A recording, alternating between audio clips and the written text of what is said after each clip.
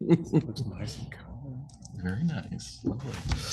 All right, I'm going to go ahead and bring our city council work session to order for this Printer does a Monday, nice job. February 10th, 2025.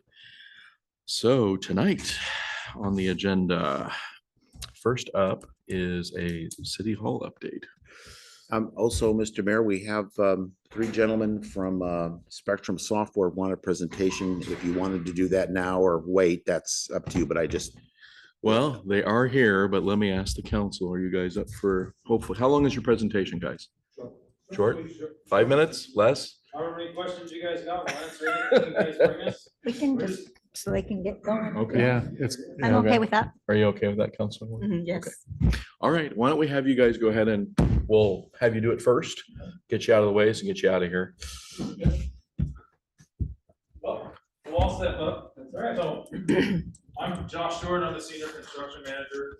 Hey, well, I'll let you. Charter Spectrum, you want to stand up? there? We got all kinds of microphones for you. Oh, yeah, yeah.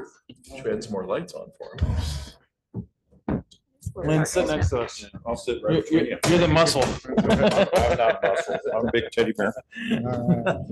We'll let Josh take us away here. Yeah, so I'm the senior construction manager, based out of Medford, Oregon. Basically run anything in Oregon, Washington, and Idaho. And then I'll let these guys introduce I'm themselves. Dustin. I'm the construction manager for Oregon. I'm out of Cottage Grove. And I'm Lynn Lundquist. I'm the construction supervisor for Northern Oregon. So Monroe came up on one of our build potential build areas because we're building a transport from Dallas down to Veneta.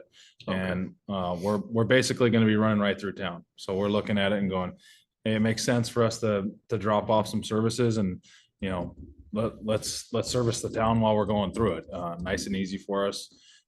Basically, we've got all the funding approved already. We've got the project approved. We're here ready for your guys to sign off and we're ready to go from a charter perspective. So once we work through the franchise agreement, you know, if we start feeling that we're in the right spot, you guys are on board with, you know, the language and everything in the franchise, we'll start ordering our materials and everything, and we'll have that in time easily by the time we're done signing off on the franchise and ready to start rocking and rolling. So from a timing perspective, we're there. We've got all of our prerequisites done. You know, obviously, if we don't come to an agreement on a franchise, it's not really any dirt off our shoulder at that point. We've done all of our prerequisite work, and it just goes back into the funds. But there won't be any cost to the city at all. It's all being taken on by charter. Okay. You know, I don't know. What's your time frame if this was approved, if the franchise agreement was actually approved, what's your time frame to do this? So the longest holdup is going to be permitting, Mhm. number one, right? And that's going to be not only city permitting, but also from an aerial pole permitting perspective. We've got good relationships here. I believe it's all with PP&L in town. For the most part. Yeah. So they're our largest pole owner. We have a very, very good relationship with PP&L. So I don't see that being a holdup for us. The contract resources are already building the interconnect up and down out of Corvallis. They're just south of Corvallis right now. So we're moving, right? And from a build timeline perspective, you're probably talking 5 months from the day we break ground to really turn everything up, probably 5 to 6 months max. We're getting pretty good at what we're doing now. You know, from a fiber perspective, over the last couple of years, we've been really learning because we're more copper based originally, but we've shifted to 100% fiber. And now that we're all fiber, we understand how to build. We understand what needs to happen, where the pitfalls are, and getting those out of the way early. So these builds are running smoothly. So where's your right of way where are you gonna go through? If this gets approved, where's the fiber gonna go through? Is it just gonna run along the Right along. 99 corridor? Yep, right along territory. For the interconnect. Yeah, for the interconnect, For the but I mean, we'll go all through town and you can Right. kind of see our pathways up there. Already, you mind if I stand up and? Yeah, go for it. Okay. Yeah, feel free, please. Already right now, we've already got all this planned, right? We're just saying along the Highway 99 corridor, right in the ODOT right of way. Mhm. So you'll already see us, no matter what, running through that aspect, right in the ODOT right of way. But then we'll just end up doing these offshoots here and being able to build all of that right off of our existing pathway, aerial and underground, depending on what's available.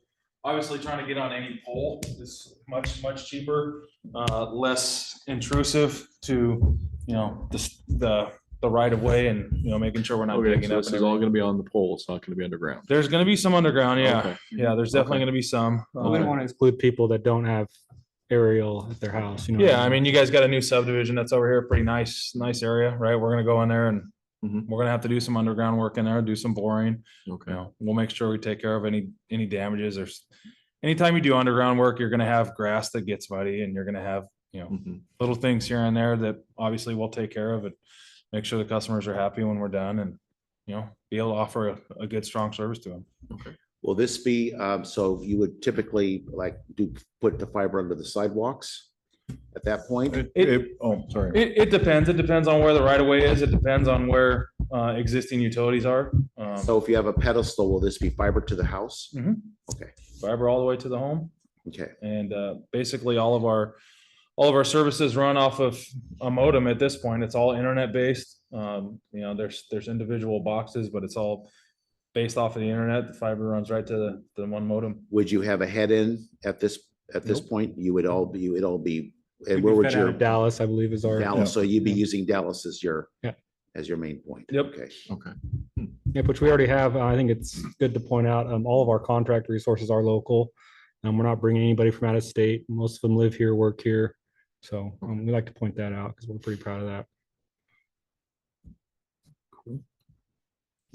So you're gonna be here regardless. You're gonna be, We're gonna run through town Yeah, regardless, right? that's what I meant. Through the ODOT right of way. We're gonna Okay. run through town. So Well, yeah, and at the end of town, then you take territorial, it looks like. we do go down territorial, yeah.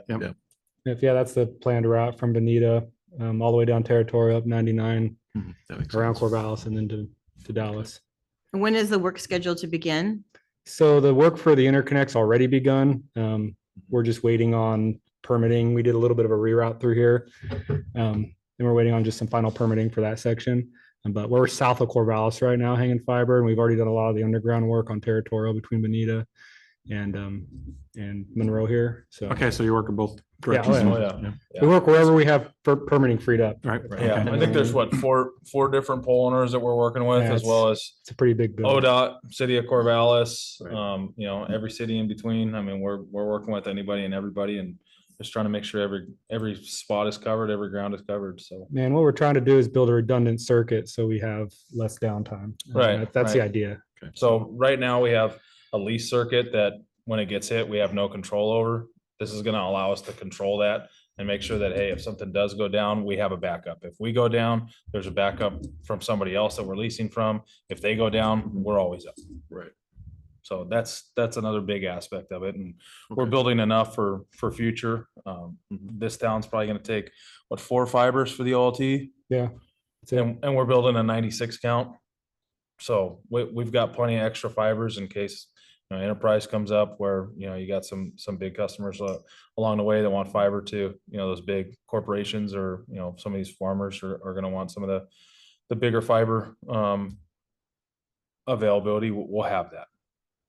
What is your projected speeds? Right now it's gig, right? Okay, Okay. But, and it's symmetrical gig. okay, that we're gonna it's offer, but- symmetrical, not asymmetrical. No, Okay. it's symmetrical. And obviously the capabilities are endless, but at this point, we're trying to match what we're offering with coax. So there's not a massive difference, but there will be more coming. I mean, obviously it has the capability to go, 10G at this point. I mean, it's there. So, What other services, business services could you offer? well, we'd offer SMB. So, typically right now you separate enterprise from SMB from residential. SMB is your small, medium business. Smaller cost perspective, smaller use of the bandwidth, but really it's fiber. Everybody's fiber at this point. So we're going to run fiber. It's just what kind of speeds do they want and how much do they want to pay? And, if they want an enterprise circuit, we can give them an enterprise circuit, but it's pretty much being able to offer anything anybody wants at this point. We can offer it through fiber. So is internet a voice over IP? Mhm. Yep. Okay, is that something that Charter Spectrum handles, or is that you utilize a third party and then Nope. use- That's all we run. You run that, okay? We run voice over IP. There's our internet service, obviously. There's a access to cable TV. Oh, yeah, It's that through was my streaming, other but question. it is live TV. Yep. We also offer cell phones and then a very, very discounted rate on cell phones if you have our internet packaging.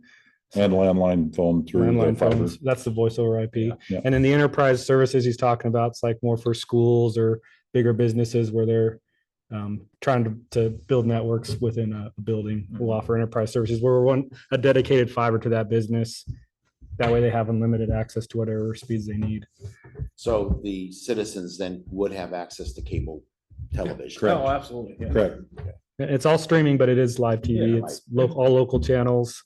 There's Yep. several different packages, that you can sign up for. So And there's a Similar to Comcast then, Almost identical. almost, other than I the mean, fact, I know they have a head enough. on yeah, it. the difference now is instead of having multiple lines in your house to run boxes, we run one fiber line in and then everything in the house is wireless.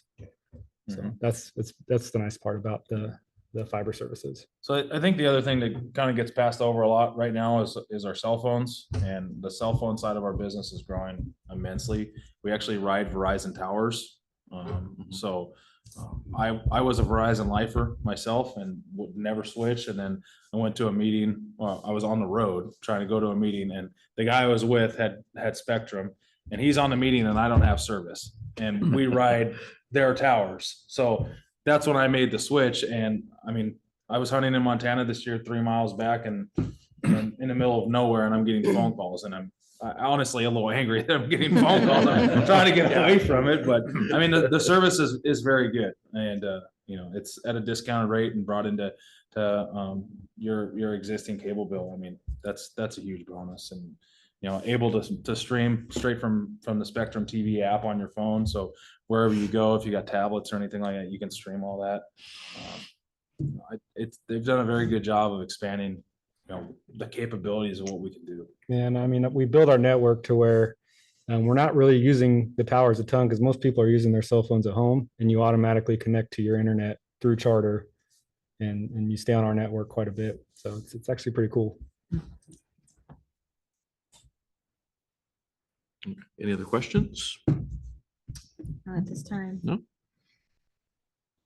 Obviously, at some time, we're gonna want to know cost, but Yeah. Of course. that's Yeah, I mean, probably a little early. Yeah, no, it's not early. I mean, you guys do what you gotta do. Like I said, we've got the money ready. We've got materials because we've had so much art off work, that we have materials on hand. I'm in charge of the art off here too, so I get to transfer materials wherever I need it. So whoever needs it, I got the say of, let's go. Again, you're coming through town, you're gonna be coming through town regardless. Mhm. Right. And you are going to provide the town with fiber. If we agree to a franchise, Mhm. then you would provide fiber at no cost to the city That's right. to do that. And whoever wants to sign up can. Yep. Okay. Yep, we're gonna make it serviceable to everybody within that build area there. We did look at the Alpine area. I know that's not really your guys' area, but we looked at expanding out. It's still definitely a possibility, but wanted to get the bulk of town first and really get a presence felt before we decided to expand beyond that. I know the fiber's needed out there as well. Not a lot of services out that way. So, Right.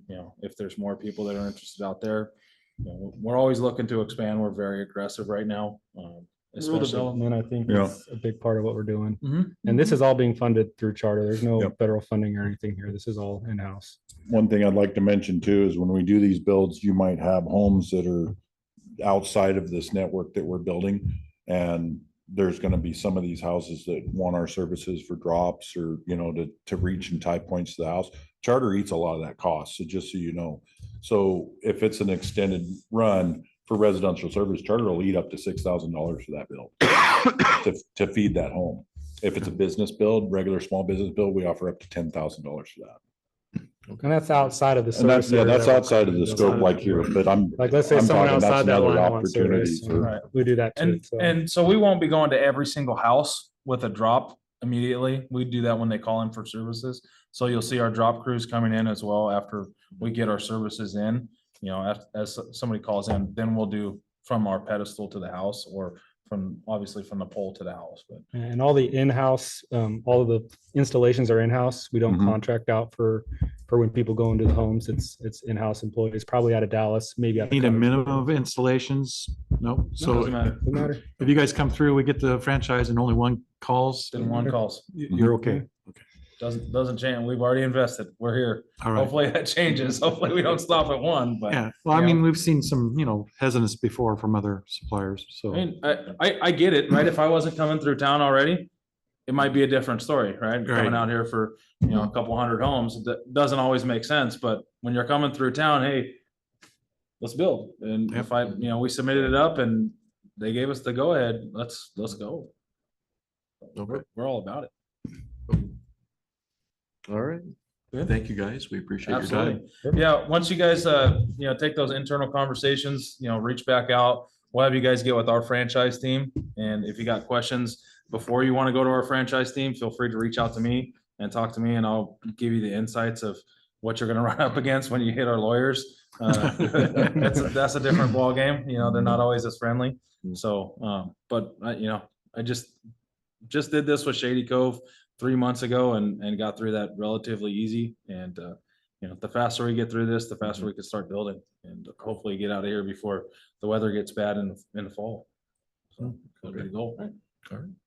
Right. All Thank right. you very much. That's good. Thank Thank you you. for your Thank time. We did hand out business cards up here, so if you guys got Okay. any questions or want to take Perfect. a picture of it, it's all yours.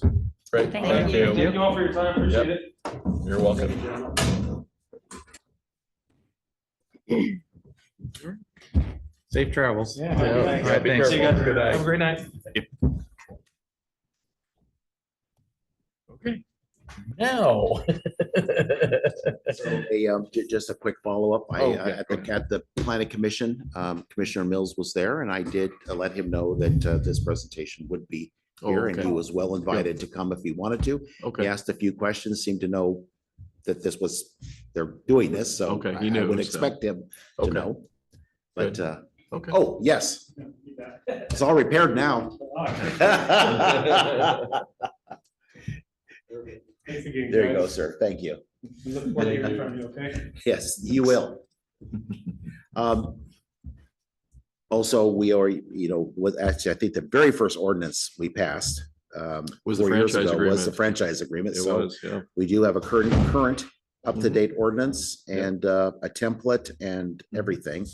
Our current franchise agreement is a non-exclusive. Our ordinance is a non-exclusive, so Yeah. more than one person can do that.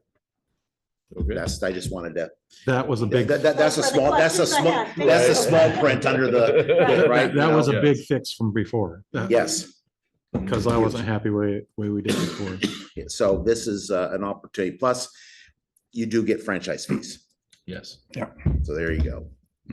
Little And it income. looks free. Mhm. I'm putting that in quotation. Well, what I like is there's no minimum if, Mm. They the don't have to have customers. like 100 houses or something. Yeah, Whatever. yeah, Right. so And yeah, but if you see all the dish antennas on everyone's roofs out here, we had to go to Dish. yeah, there's no other So for video TV, service.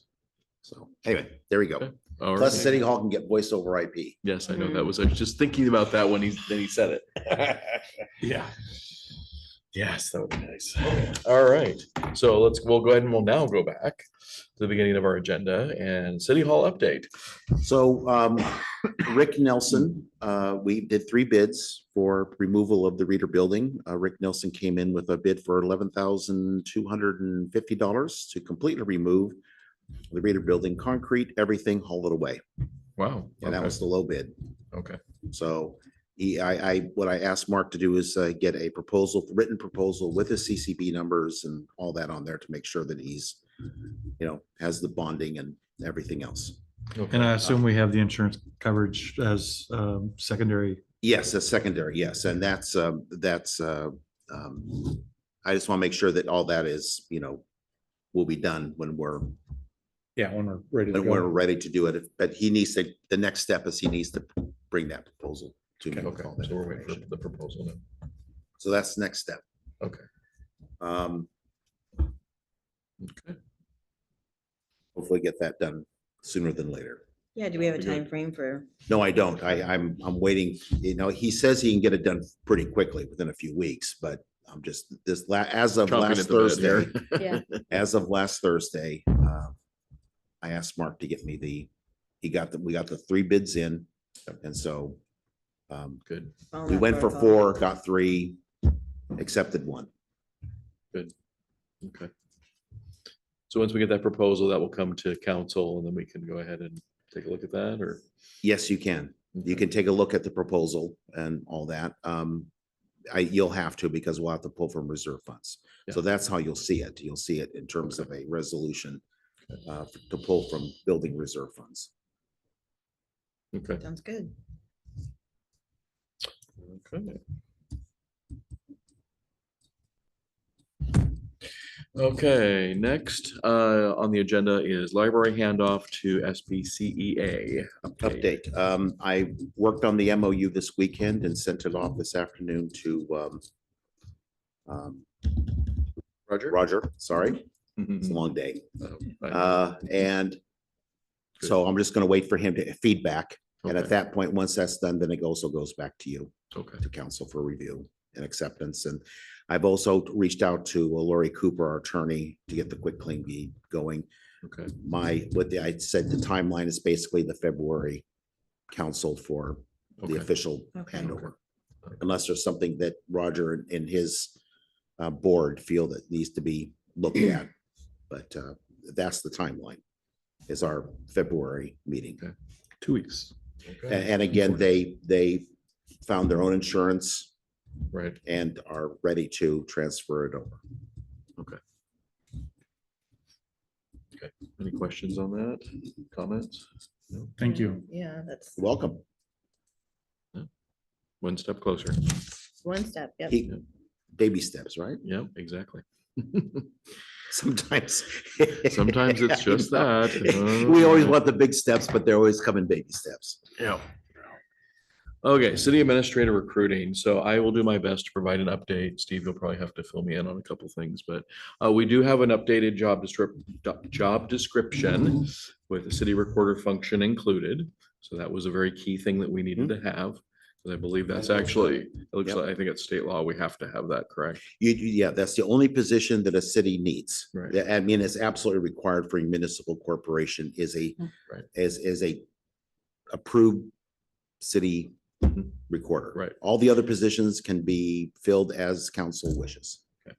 So we've got that now included.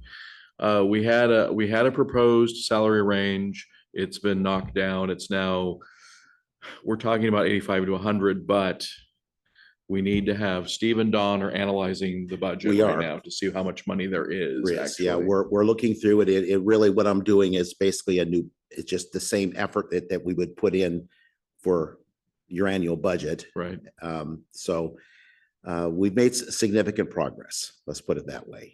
We're just gathering other pieces of information, such as projected increases in insurance. I Mhm. asked Don Right. to, Okay. that is today, and yes, we were told by Mr. Gross Nicholas that to expect something. I'm hoping that it is within the projections that I made when we budgeted. okay, We know that $8,000 increase in from the sheriff's office. sheriff's office. I've asked Dawn, Mhm. and I think she has provided me today, and I have not seen it yet, but I gave the distributions that we charge for the different programs. Mhm. So she gave me a full analysis of that, and I'll go through that probably this evening. The idea would be if you can decrease your footprint in GA, Mhm. but so in my care category, if the city administrator category decreases in water and sewer, Mhm. but the utility clerk and the administrative assistant are actually working a little bit more in those areas, then those two offset somewhat, Mhm. but it decreases the footprint in general administrations, which is where we're really critical. So that's what we're working on, is seeing what that Right. real balance is. When I did that, I did it based upon a general idea of Mhm. what I know happens with a very small staff. But now that we have 2 extra individuals, that does change the dynamic. So it's a good time to review it regardless. So those are all going into the mix to see Right. how it works. Well, and the thing is, we talked about this in the Personnel and Finance Committee meeting, that with you, because we're paying you out of Public Works, out of that bucket, and the General Administration bucket, there's more money, if you will. Right. But since we are going to be posting this and Public Works is not going to be part of that role as city administrator, we just have to use the money that's in the General Administration Exactly. Fund. So that's what we're looking at. For the Right. budget. So right now, 40% of my salary comes from the public works side. Mhm. And 60% comes from that. You're gonna be shifting 20% approximately. You're gonna be going 80% Mhm. general administration, Right. 20%, 10% or so.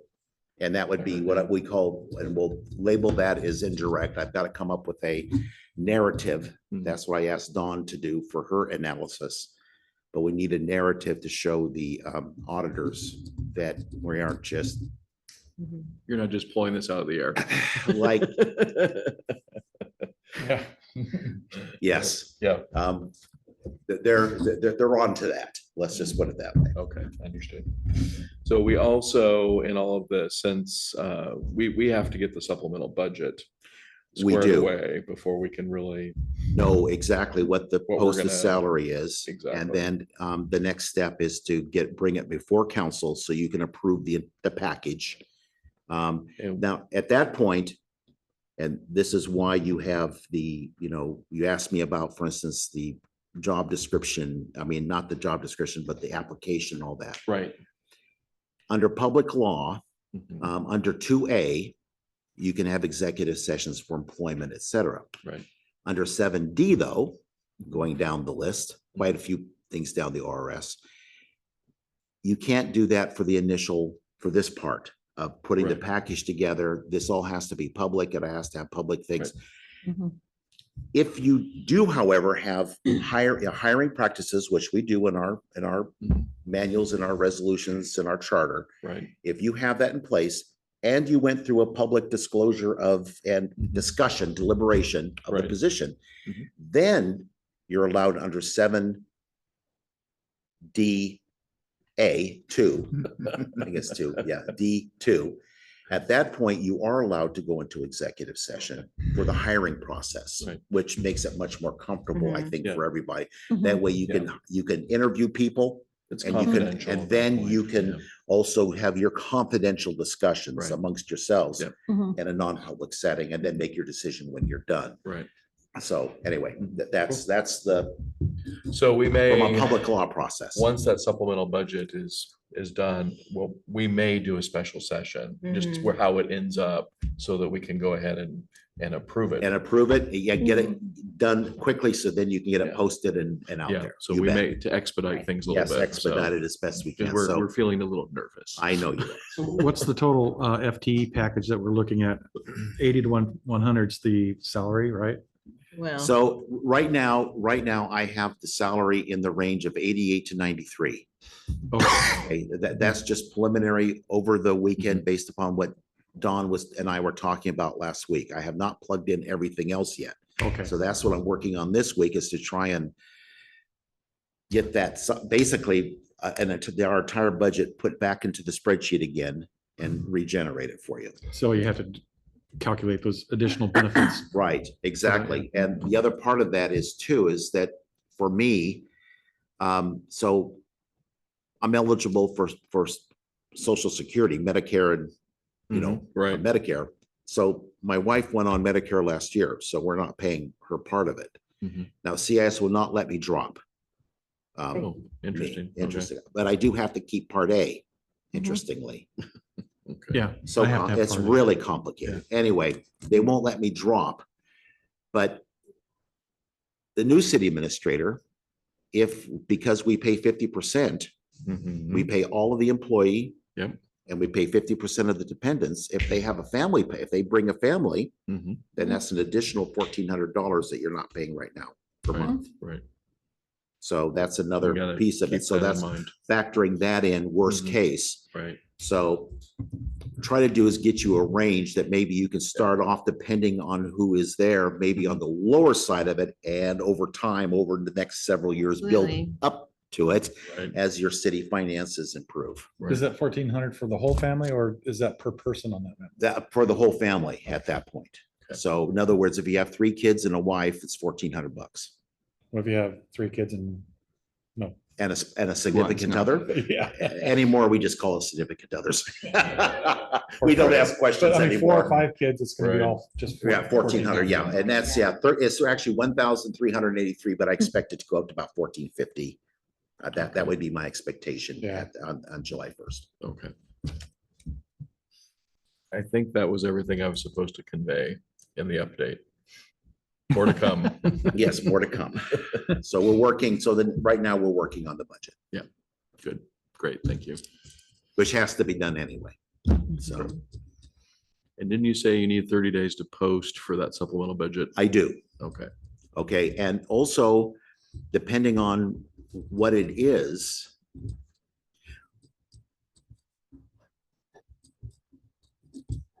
It just depends. okay, What we'll do as soon as I'm done with this, I'll give this to Don and then Don, I and the auditor will have a discussion as to how this needs to proceed, because if he feels it doesn't need to have a supplemental, but we just need resolutions, then Would be nice. that's easy. yeah, that would be a lot easier. So I'm trying to get the most expedited, easy way Okay, through this that'd be great. process. And that's what I wanted, because Hopefully the auditors will be I hope open-minded. the gods of finance will smile on us. Yes, I hope so too. All right. Okay, let's move on to the new discussion points here in the agenda. We've already had the presentation with Charter Spectrum. That was very informative, very interesting. Council oversight for the 1135 project. So Steve, do you want to talk about that a little bit? And then we could, if John's here, if he's got an update or not. It's just that the 1135 is moving. It paused, it hiccuped from a few days and back on again. But they're moving.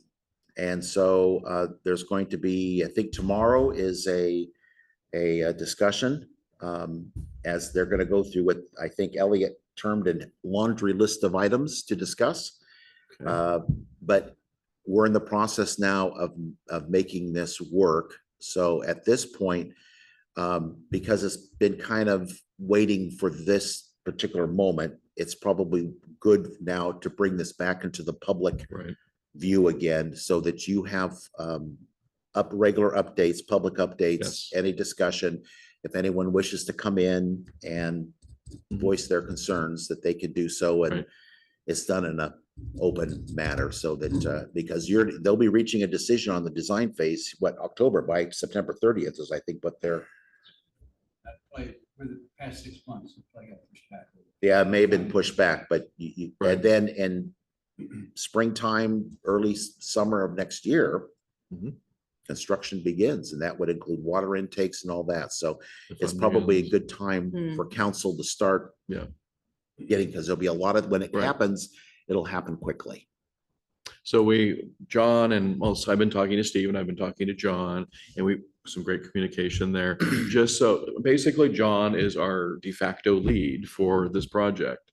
So John knows that he can't make any decisions, that needs to communicate with Steve and I when something comes up, and then we decide whether it needs to come to council or not for approval. Right. So that's just, we want to make sure that understanding was set. I don't know if we need council to make any further, You really decision are- beyond that. No, I think you already really have, and the MOU with Tom Watershed Council does cover a great deal of it. Right. It's just that their decision processes are different from yours. Mhm. And I just don't Right. want, since we just had Right, public law training, right. meeting law training. Yes, right. That was I don't want anyone getting caught up in No, and I that, don't want John to get. Yeah, no, left on the yeah, hook for anything. So, because John is Yeah. your lead on Right, this. You're, right. you're representative. so John will keep us in the loop to make sure we know what's going on. And thank you for doing that, John. Yes. Is there a need for an update or kind of? I think, Talk about- why don't you go ahead and come up here and, Boy. You can choose one of 2 mics. Yeah, I don't need both. Um, Yeah, I didn't know if this is an update or quick overview of. Well, I think we've already got basically the quick update. The Okay. federal funds were paused briefly and now they're unpaused and Yeah, we're back and I in think business again. it's like, as you know, in September, at first, like, I don't think I'm the lead on this project so much as working with the advisory committee to bring these decisions forward with as much information as possible so that you can make decisions. So you like liaison Yeah, then? I do, How yeah. about liaison? What- Yeah. Liaison? Yeah, I like that. Yeah, that's better. And certainly no decisions Mhm. can be made or have been made in any way. We're not to that point. We're actually at that point now. Mm. 6 months ago, the council voted to go into the design phase. We assumed that would happen much quicker. In fact, like a couple weeks after that initial vote, we had an Army Corps group come down here to start doing their initial, like, looking at things and surveying. That was paused because it took another 6 months to finalize the agreements with the Army Corps, finalize agreements with Longtime Watershed Council. Once those agreements were signed, that triggered the funding that had happened. So the Longtime Watershed Council had to transfer $200,000 in the name of the city to the Army Corps for the cost share for the design phase. And that agreement triggered a $15,000 payment to the city for maintenance of the water intake. Jed was in Mexico on a honeymoon for 2 weeks, so it's not his fault that he didn't get the money transferred in time. So it just took a lot longer than we thought. Right. So, and plus the October federal budget was delayed and that raised some concerns. And then I think everything was agreements were all finalized, money was transferred in end of December. Then January happened and a couple of weeks ago, we got notified that the freeze was in place for all federal funds across the board. So kind of we're all on pause for that time. On Friday, it was announced that they've been lifted for this project. So now suddenly the Army Corps wants to go, go, go. So Of course. I think, as I mentioned in September, this is a time, the feasibility study was more generic about, is it possible? What does it look like? And what's the most cost-effective way to go about the proposal? The design phase means there's a lot of decisions about very specific things that have to happen. And they are going to be coming fairly fast now because everybody's trying to catch up. We got to come up with a good method to bring those to the city council in an efficient way. We have not brought the advisory committee together yet because I'm just not sure. I had no work for them to look at. Right. But now, the way I see this, there's two types of decisions that have to be made about the project going forward.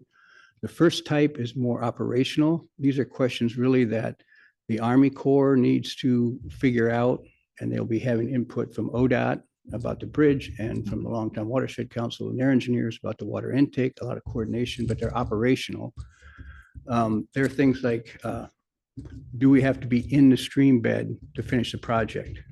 How much silt is there behind the dam?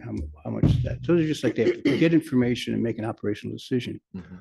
I think it's still very important to bring those decisions forward to the group. An update, you need to review what they're talking about, ask questions, eliminating concerns, but the more operational they are, really tied to landowners' goals and wishes, adjacent landowners, and cities' interests in economic development, quality of life, and safety.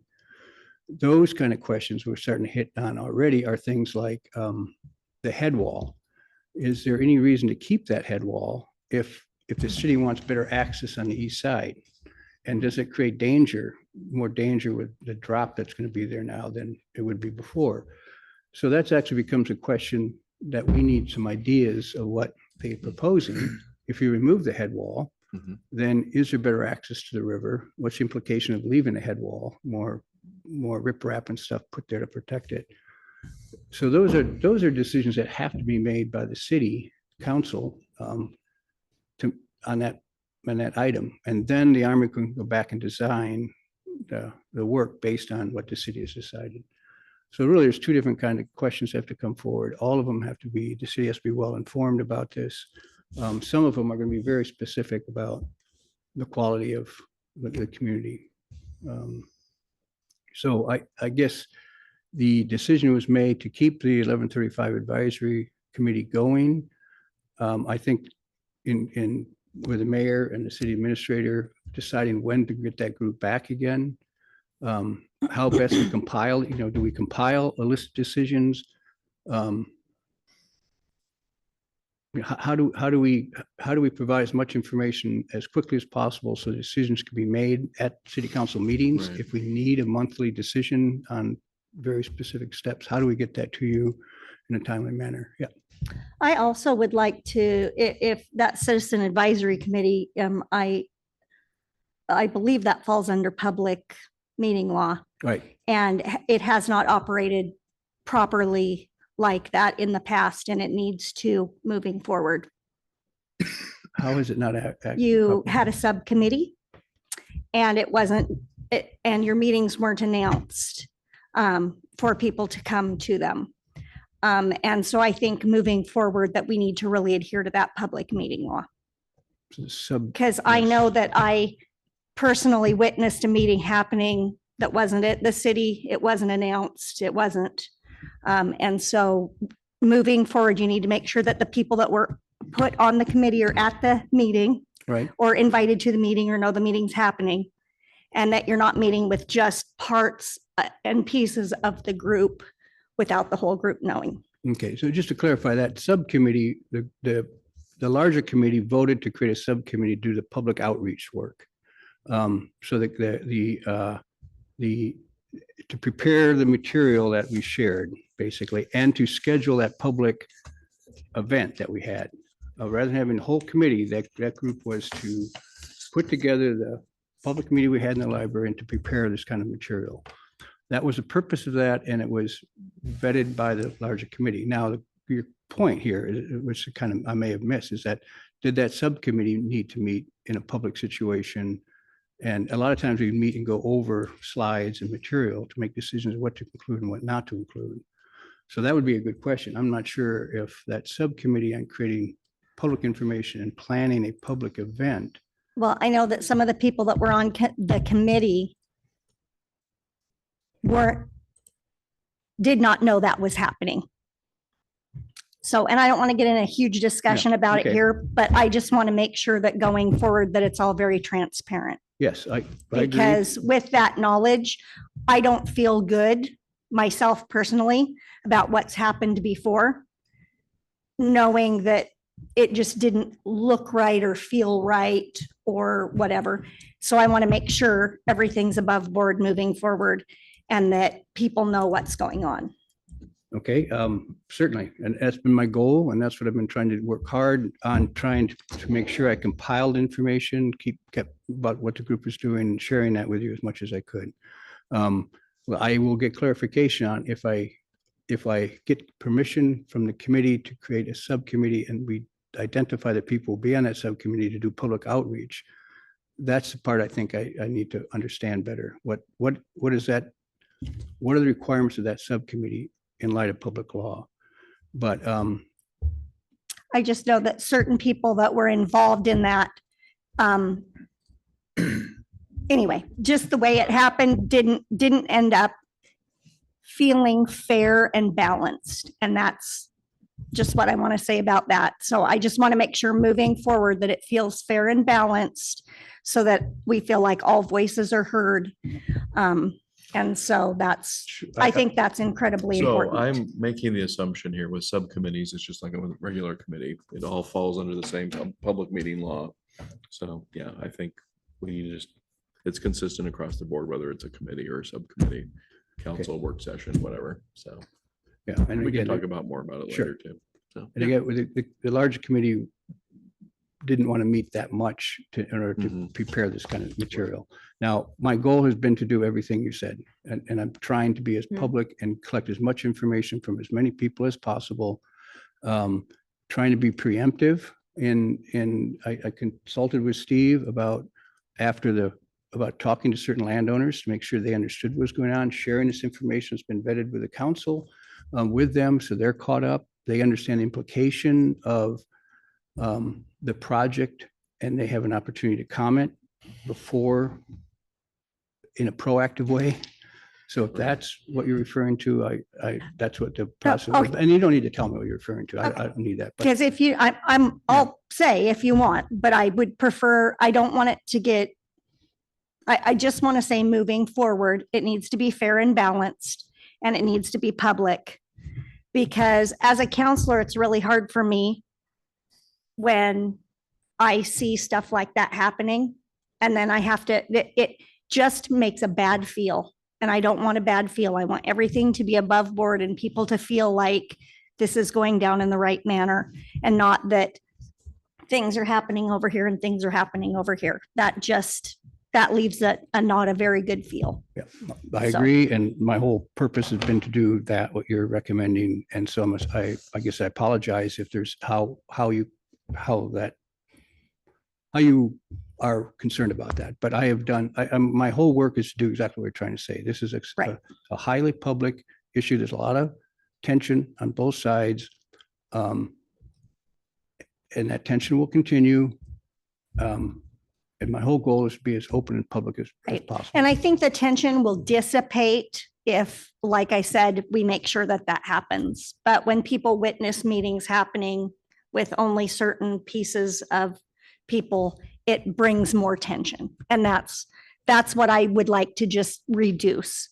Because I think if everybody's equally heard, it's just a lot better moving forward as a city. It's a lot more So transparent. just for clarification from your concern, if we create a subcommittee adhering to the rules, that's not a negative thing. That is it. I want to make sure that we don't have to have the whole committee to work on. You don't, but if you outreach. have a subcommittee, I Right. would suggest that it's fair and balanced. That's what I'm suggesting. Because when you have people that have differing opinions, and then only the people with certain opinions are in that subcommittee, and the people that have differing opinions aren't, and then they see the other people meeting somewhere in a public place, Yep. it causes concern. Right. So again, You understand I that? completely understand Okay. that. And I hope you understand the problem of trying to put together. So if you're trying, everybody had an opportunity to be on the subcommittee. And a lot of people chose not to be. Anyway, yeah, I will try to do that. And yes, correct. Okay. I believe I've been doing that. I'll continue to do that. And I apologize if some concepts got out there that were maybe misconstrued in light of what we're trying to accomplish. I just want to make sure, because I want it to be good for the community moving forward. Absolutely. So, I just wanted to say something that I appreciate Counselor Cuthbertson's input, but feelings is not my concern. It really isn't. And if we want to move forward with whatever, having, it's great to have involvement from both sides. I am a big proponent in that, but I mean, I can't sit and do my job professionally or here if I always am concerned about people's feelings. I think that's kind of. well, and I'm not saying feelings, I'm saying. No, you said feelings several Oh, times. I apologize then. I don't know, but it's very hard for me to speak because I'm privy to some information that Well, is and it not also information feels- I want to put out. But it also feels like you're not sharing the information that's pertinent. And so we're having to kind of. Do you want me to lay it out for you? I mean, well, Because I'm happy to do that if we think that that's where we need to go tonight. Do you guys want to hear it? I You want think, it I out? think the I'll- message was received, but I also wanted to be clear that we're here to do a job. I'm not here to do a job based on perception and feelings. I'm here to do a job based on facts. I'm also here to do a job and I agree with you, but I want to make sure that we're listening to our full community. Absolutely. And special interest groups aren't just doing what they want to do without getting all the information. And that is my concern, is Understood. that I want to make sure that everybody's opinion is at least weighed. Understood. And that's where I am. Did I hear correctly that everybody on the committee had a chance to join the subcommittee if they wished? So, I mean, you didn't exclude anyone. They excluded themselves if they didn't join that. I worked hard to get as many people on the subcommittee as I could. Okay, We had certain expertise that were valuable, Mhm. graphic arts and stuff like that, Sure. which we needed to do the thing, but everybody on the committee was offered to be on it okay, and recruited those. all right. And yeah, see, and, well.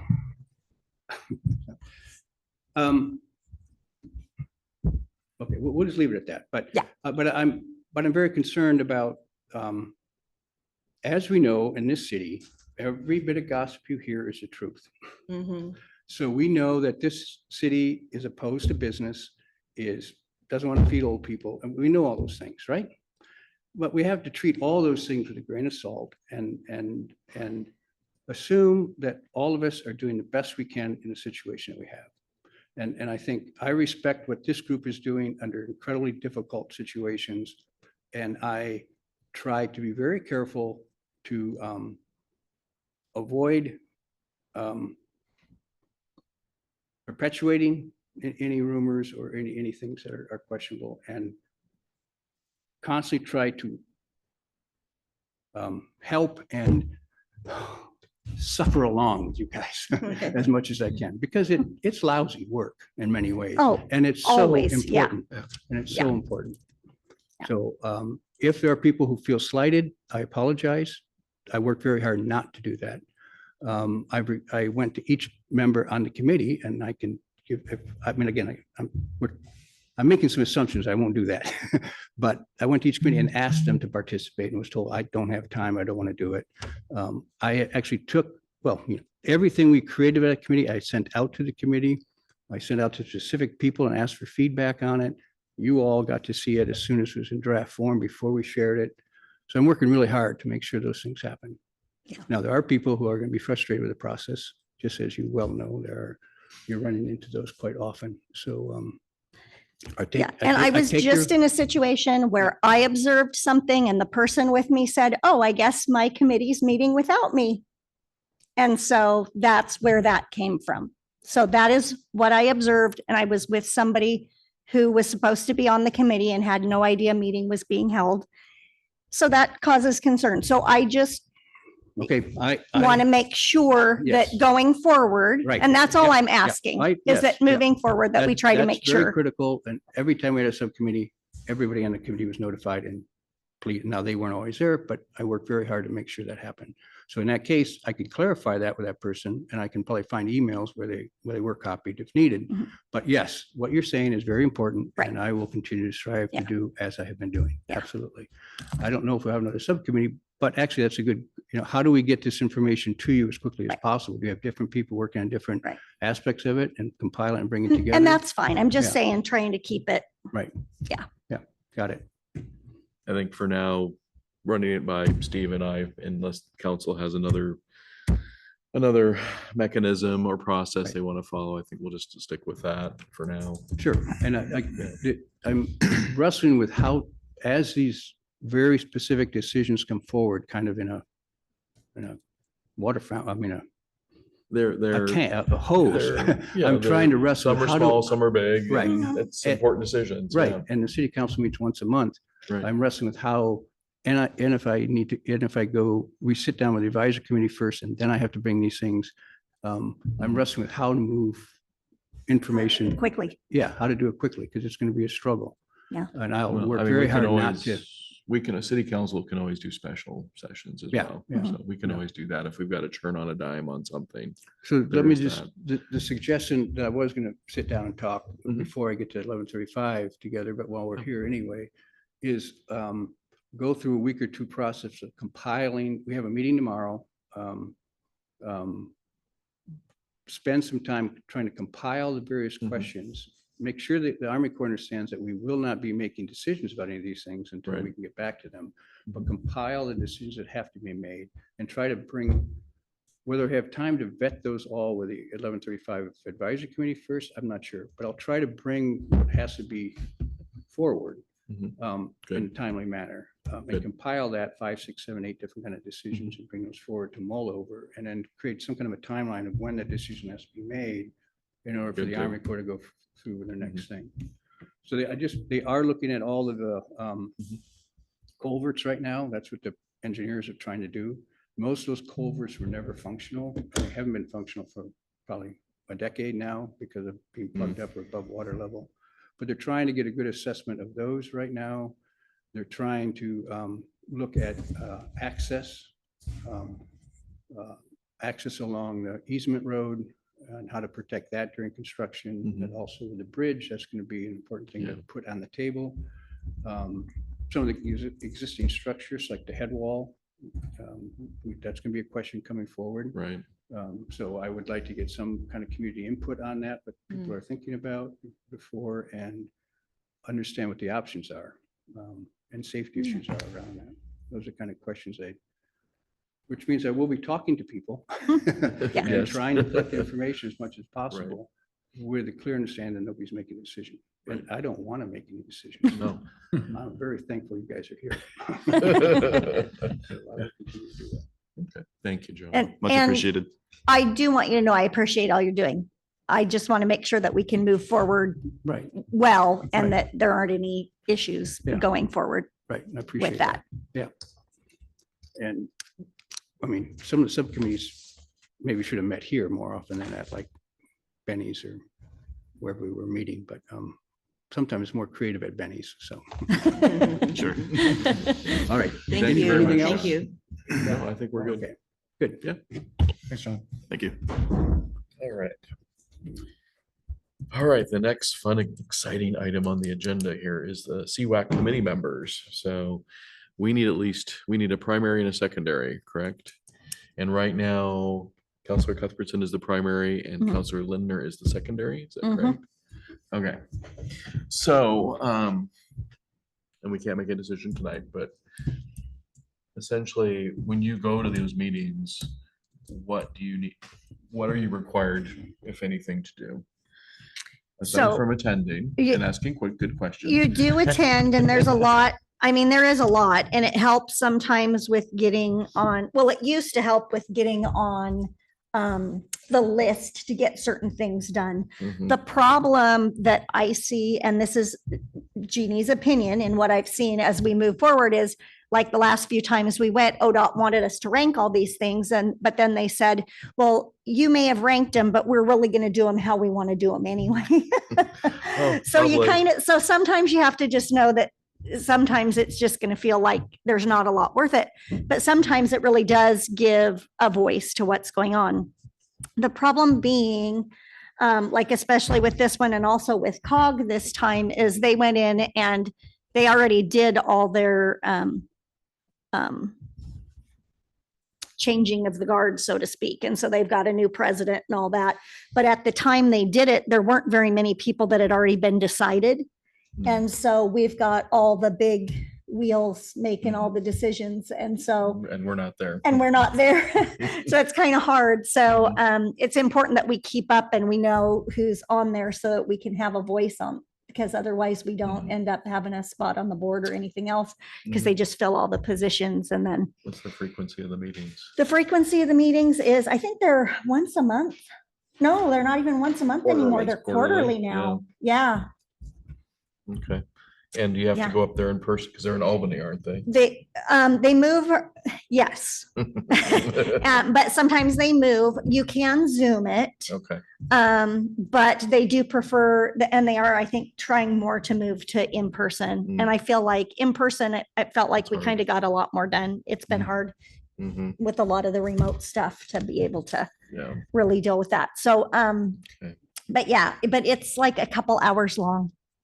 Hmm. It's long. And so the COG meeting usually happens, or used to happen right before, and then transportation right after. So you're like, almost like a 4-hour chunk. And it's kind of, I think one's 3 to 5 and one's 5 to 7. Is that right? Something like that, yeah. Yeah, So like 3 to The 7, afternoon basically. was when the council, the board meets. And right. then And then the, CWAC meets right after. right after, With after a break. right, generally speaking. So. Yeah.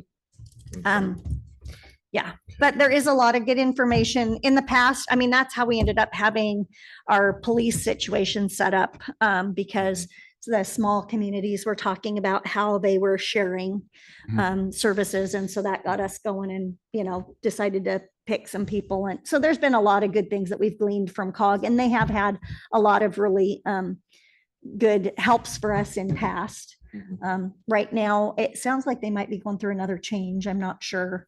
So, so things will probably switch up again, and we'll see what happens after that. But anyway, But we, at the council, probably the council meeting is, we really do need to make a decision on who's gonna be on those committees. And at I council. think, particularly with the Community Services Consortium now merging, this is the big shakeup. Yeah. mhm. And having two directors with a big director, I mean, you have, Yeah. they're going kind of back the way it was with a senior services director, a community economic development director, and a disability services director, and an executive director. They're going kind of back to that format again, Mhm. and that, Mhm. and with CSC on board, that does change the dynamic. Would be very helpful for Monroe to have access to those services. Right. Oh, yeah, Too, I definitely. mean, incredibly. Yeah, A lot at your helpful. fingertips there, yeah. Yeah. yeah. And so there is just a lot of good that can come out of it, but yeah, so, but it would be nice if we can get it at least squared away so we have, Mhm. people at the table.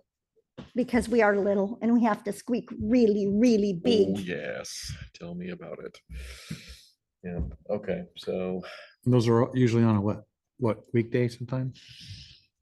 I think they're Wednesdays They're or Thursday. It used to be Thursday, then they went to Wednesday. I think they just They sent me went another back to thing. Thursday. I think it is Thursday, I if I think it is remember Thursday. I right. know we never had meetings on Fridays, if we could help it.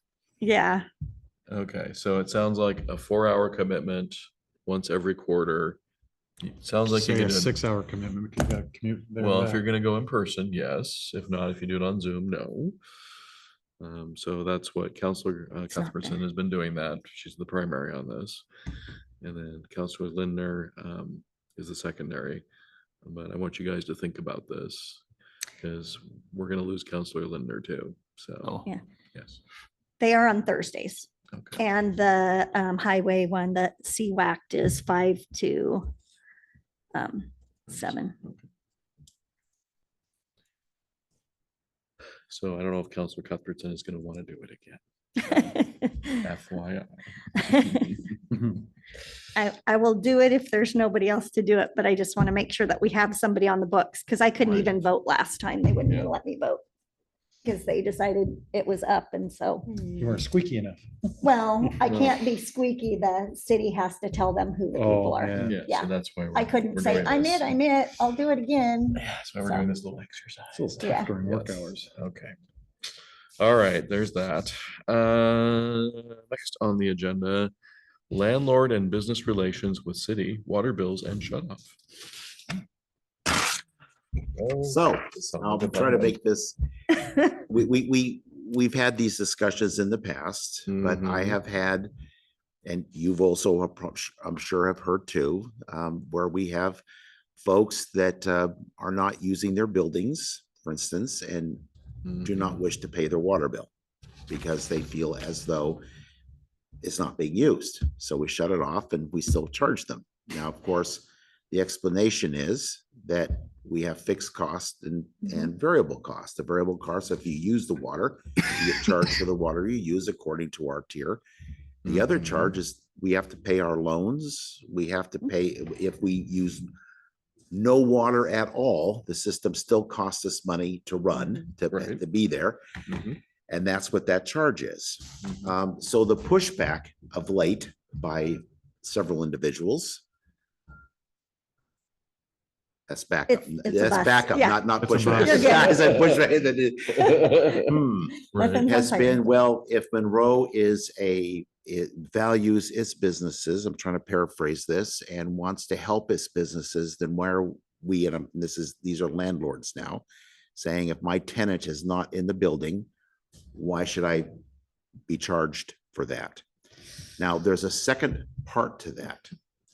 The second part is that we have had now tenants who have moved out and not paid their final bill. Mhm. The deposit wasn't enough to cover the final bill. Mhm. And of course, we have a process. They get a letter, a self-certified letter, then they get a certified letter. This is the landlords. Mhm. in addition to the door hangers and everything else. I mean, these are all duplicated and put Right. Mhm. on there. So there's no confusion. But the landlords have pushed, but two landlords have pushed back saying, I'm not responsible for my client, even though they have to Hmm. sign saying that they are. Okay. Yeah. And now Mhm. being said that the city of Monroe is not business friendly, et cetera, et cetera. Mm, I see. Now, one of the issues, and I mentioned this a while back, I think when we, I don't, if you don't remember, that's fine. That was a while back, but we were discussing water rates and all that. At some point, we had a very similar payment schedule to a lot of cities. Basically, you send the bill out and 2 weeks later, it's due. We Mhm. don't. It's a full month later. It's Mhm. 30 days. Mhm. So if you're a landlord, all of a sudden, you might have a tenant that is now, they may be responsible for a bill that's 2 months worth of billing instead of just 1 month worth of billing. Right. And they So- might be gone. Right, they may be gone and they may be on the hook for 2 months and then Mhm. I think have a legitimate claim as to why wasn't this water shut off earlier? Why wasn't this done earlier? Why am I paying twice what I should have paid otherwise, et cetera? So on top of that, we said, well, we want duplicate bills for everything. I mean, you see the cost to the city start going up Right. to, and I see the other side. Mhm. Now, in terms of everyone paying their monthly bill, that's, if they don't do it, then everyone else in town has to do it. I mean, Mhm. your other folks in town have to subsidize each connection for that fixed cost. Mhm. And I think we've discussed that in the past as to why we do that way. But the other part of it is, and we actually had some very good process feedback when we were redesigning our systems internally a year or so ago from Veneta and Harrisburg and Junction City and others, that basically they also read their meters between the 23rd and 25th of the month. They Mhm. send their bills out by the end of the month and they're due by the middle of the following month. Then they go through kind of the same process we do where they get some day, a notice and the days and the door hanger and 20, it's just, but it's 2 weeks earlier Mhm. than ours. Right. Okay, which means that by the time the second bill comes up, if they're not going to go over onto the second bill. They either have paid it or it gets turned off, or then the landlord is now stuck with just the one bill, not two, Right. because that's how it works under our system. They Mhm. get stuck with two bills. Okay. So the question is for you in terms of managing this throughout the town is a moving to back from the 30 days after the bill is due for the bill being due. 30 days, should it be moved back to 15 days, basically 2 weeks instead of 4 weeks? It's still gonna be a 30-day cycle regardless of where we put it. So I'd rather have it earlier, the notice earlier, go to the 15th. But I mean, people might complain, oh, I only got 2 weeks. Well, no, you're gonna have 30 days between Mm. bills. The way it works is that they would get a notice saying that you have to pay it within, I think in this case, it would be like 5 days, and then you get another 2 days beyond that. So there's a full another week before you get penalties and Mhm. Right. So I mean, it's everything gonna, else. it's gonna be the turn-off same, fees. same cycle. It's just gonna be an earlier notice. Right, and between everyone you- owes less. Yeah, between the usage and billing, it's gonna be less. The other part of that too is that even if they end up making arrangements to try to pay, now they're in arrears, they're going on their third month, they're in arrears 2 months and still using water. So now on their third bill, they still have to make up, they get deeper and deeper into the hole. Mhm. Mhm. We do have one individual who lives up on the top of the street up there who was, we know could not afford the water bill. And they were well over $1,000 in arrears. I will say that we worked with this individual. They not only paid it off, but now they're ahead. They're banking up for the summer months when they know they'll be using a little bit more water. Okay. Oh, that's great. So Mhm. a consistent, good, consistent policy really does work. Mhm. Even though I know, Dawn has her, what she calls her love letters. Oh, yes. We send out about 49 of those, between 40 and 50 of those each month. Yeah. Those are your 10-day notices. Mm. And we have, at this point, we only have, for this month, we have just 2 that will go out to the door hangers. And usually those get resolved before, we have not had to shut a person's water off yet, Mm. except for the one instance downtown here, which you're aware of a few years ago. That's really the only one that we've actually had to shut off and keep shut off. Yeah. I kind of feel like it's going to create a lot of disruption to change the billing cycle on the whole town, just because a couple of landlords are upset. I mean, that's why. Yeah, but it's gonna be the same cycle. It'll be a little bit of a hiccup at first. Mhm. But after that, it's gonna be the same. It's just that from the time you Notification. use the water Mhm. to when it's due is gonna be quicker, but it's still gonna be every 30 days that you have to pay. So it's not gonna change that. It's just gonna change that first Mhm. punch. And that's gonna be the hard part, because it's gonna kick some people hard if they're not budgeting, ahead like that. They're not gonna, so. That's what I mean. It's going to kick. some I'm people hard, agreeing for with you. sure. If we do this, it's gonna have to be we're gonna have some kind of transition plan to smooth it out for people. Right, so if this were approved, it would go into the billing notices each month. We have our insert. Mhm. It's very easy for us this is a very easy change on our side. It's just simply changing a date Right. in the yeah. system, one date, Yeah. and it changes it for everybody. And then what you do is you wait, you say, we're going to be changing it into the next cycle. So the next billing as this goes out gets billed the same way. Mhm. And then you send the next notice out saying this one's due Okay. on the middle of whatever So they date have it is. basically two bills. Almost notifying two us. billing, they would have 2 billing cycles Okay. before it would come Okay. with lots of notice in between, if you choose to do that. It is consistent with the other cities. Well, that was with my, what they maybe my do. next comment is consistency with other cities. The one thing That's your yeah. argument, yeah. The one thing I have about the vacant building thing. Mm. You want us not have water to put out a fire if your building's on fire? Oh, that's just it. I mean, you're paying for the service of having water available to the city. Yeah, And otherwise, everyone has to subsidize that one connection or 2 or 3 or 4, Right. whatever.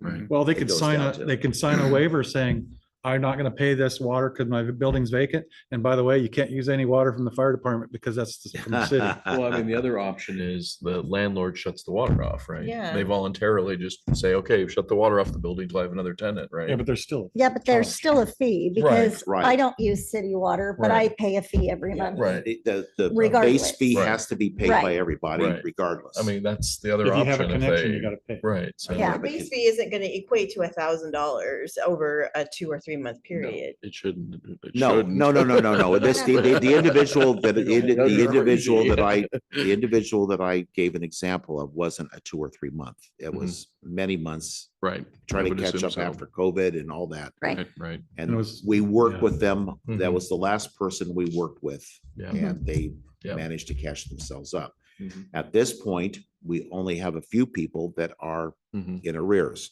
Right, And we don't allow them to be in arrears. I mean, and they're in arrears because we shut the water off and they still have now a Mhm. claim, a lien against their property. And at what some point, the city council will need to decide whether we foreclose on the house to get our money back. Mhm. So that's really where we're at on that one piece of property. right. Yeah.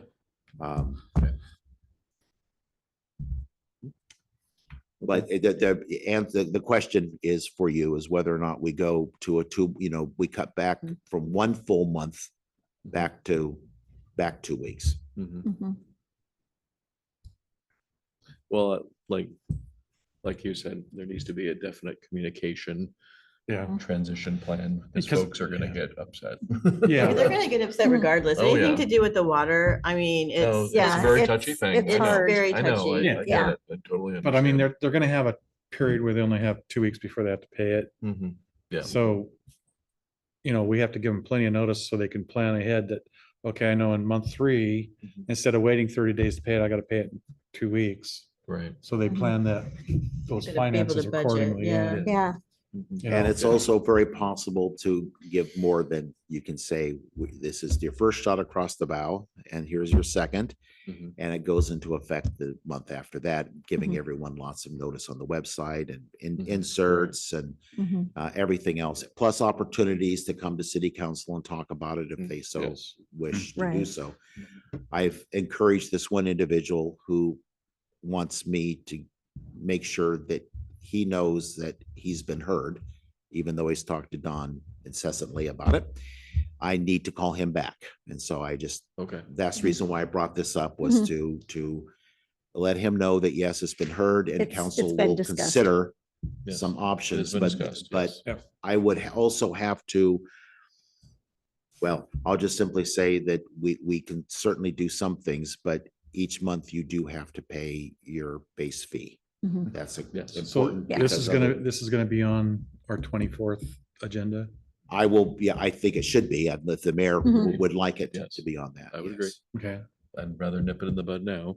Yeah, So, Yeah. Well, and to their point, I mean, as a business person looking at that, that would be really hard to recoup that, especially if the people have left and the deposit's been Agreed. given back and mhm. you don't know that's happening and then it comes back on the landlord. I can understand their frustration with that for sure. Because And it's hard to Don, yeah. tie all that up. it is, it is. So- And it's hard for us to work with it and it takes a lot of, that's the 80-20 rule, Right. right? You know, the 20% of our, 20% each month takes 80% of our time. Right. And so Of Right. course. most folks are easy. I mean, Right. they just pay their bills and move on and they enjoy coming to City Hall and talking and so Yeah. that's easy. But it's the small group and it's particularly landlord renters that we have the issue. And it's only with a few, not all of them. You know, Right. the big unit Well, that's behind true. us, the Thompson's group on Kelly, all those folks, I haven't had an issue in the 6 years I've been here. I think maybe once. But that was resolved almost immediately that was a mistake. That was a oversight by the landlord. Yeah. And we resolved that quickly. And it's probably harder too, because some include the water. And then Right. some have Yeah. the tenants do it. So that's going to make a difference too. So. Yeah, there's a one, Christensen, that's the one that owns, she lives in Newport, but they own the duplexes on 7th and Main, Mhm. and then on 7th and Commercial. Mhm. Uh, She pays those. Mhm. Okay. Alrighty. We'll put it on the agenda. Next item is discussion on new development, and this is from the planning commission meeting on the 3rd. Yes. Oh, my. Lions and tigers and bears. Okay, so right at the moment, I have we have Pacific National Development is now, we're going to be doing a pre-application for the property, 23 units. On Oak Street, we're doing Oak and Mill Streets. Okay, so they're in the process of moving forward with that. Okay. And I mean, moving forward, meaning they want to put a site application into planning and start going through that process. Okay. So it's Surge, this is Surge, Mhm. but the engineering group, but I'm working with his engineering group. Okay, so that they're good, they're engineering planning groups. They understand the process. You said this was Pacific National, and this is a Pacific National, that is P&D, right? Surge. Surge. Okay, but that's not Oak and Mill Streets though, isn't it? Yes, it is. It is? Yes. So, That's owned by you, right? yeah, well, I thought it was the other guy that was in it. Yeah, Randy Brownstone? Myers, Yeah. Brownstone sold it to him. Oh, Lord. Can't you keep So you've got two. That's why I'm two making property notes. developments going on Isn't here. he's over on Cascade or something? Yeah. Oak between 8th and Ash, that and 10th, Yeah. the yeah, one so- that we started Oh. with back in 2018. Yeah, quite a while ago. Okay, so this is that. So the first one's in between Oak and Mill Streets. The second one is the one over here on between 8th and 10th and Ash, that big field. Yes. he's gonna Right finish that. in the same, it's part of the same extension and Uh-huh. completion of Counselor Winther's Your house backyard. and home and development. Not anymore. No. So your neighborhood will be larger. How many So- houses over there? That's 26. That's 26. 26. Okay, and that is, right now, what they're doing is they're in the process of getting the land bank mitigation worked out. So Right. they've been approved. The 410, okay, they're working on the 410, which is the applicant, DEQ's approved it. Okay, They have to get a 410 from the Army Corps of Engineers. okay. And to do that, they need to, this is when they actually buy the land from a land bank to mitigate any wetlands that are in the area. Okay. So that's what they're at there. So they're a little bit, actually, the one on Oak and Mills, a little bit ahead of the curve in terms of development because they do not have wetlands on that. So those are both surge then? Those are both now. search. Okay, North Santiam Paving, have to make a map. I know this is, so North Santiam Paving, I may have a map for you. That's fine. How many units with them? Let's see, okay, here we go, Ross. All right. So this is the, so what you're looking at here, up here, so I can Uh-huh. get rid of the city of Monroe here. Okay. Get rid of the It's a city. little Come on, drastic, move it, but move it. okay. There we go. All right, so this is Aldrich, Mhm. Aldrich. the path, Okay. Shelby, Mhm. over here is Orchard. Okay. Okay. And this is their property. So you can see that they're looking at extending to bulb outs from Mhm. what they call a bulb out Mhm. from Shelby and a bulb out from Aldridge. Aldrich. Mhm. They're going to extend they will have an easement. This is an easement that extends this direction that connects. This is what our comp plan required. And another easement, but this will be a pathway. This will become kind of a path coming across to the school. Okay. Okay, so that's what but it's also could be a road as well. They're just planning this in their process. These areas that kind of the dots in them, these are the designated wetland areas. Mhm. And these are the properties, and they're Okay. all essentially 8,000 square feet. There's more, but again, it's a lot like the properties over here on Shelby, where some of it, even though they own it, some of it extends into the wetlands area. Therefore, they can appreciate it, but not build on it. Somewhere here, this is 14 units. Okay. All right.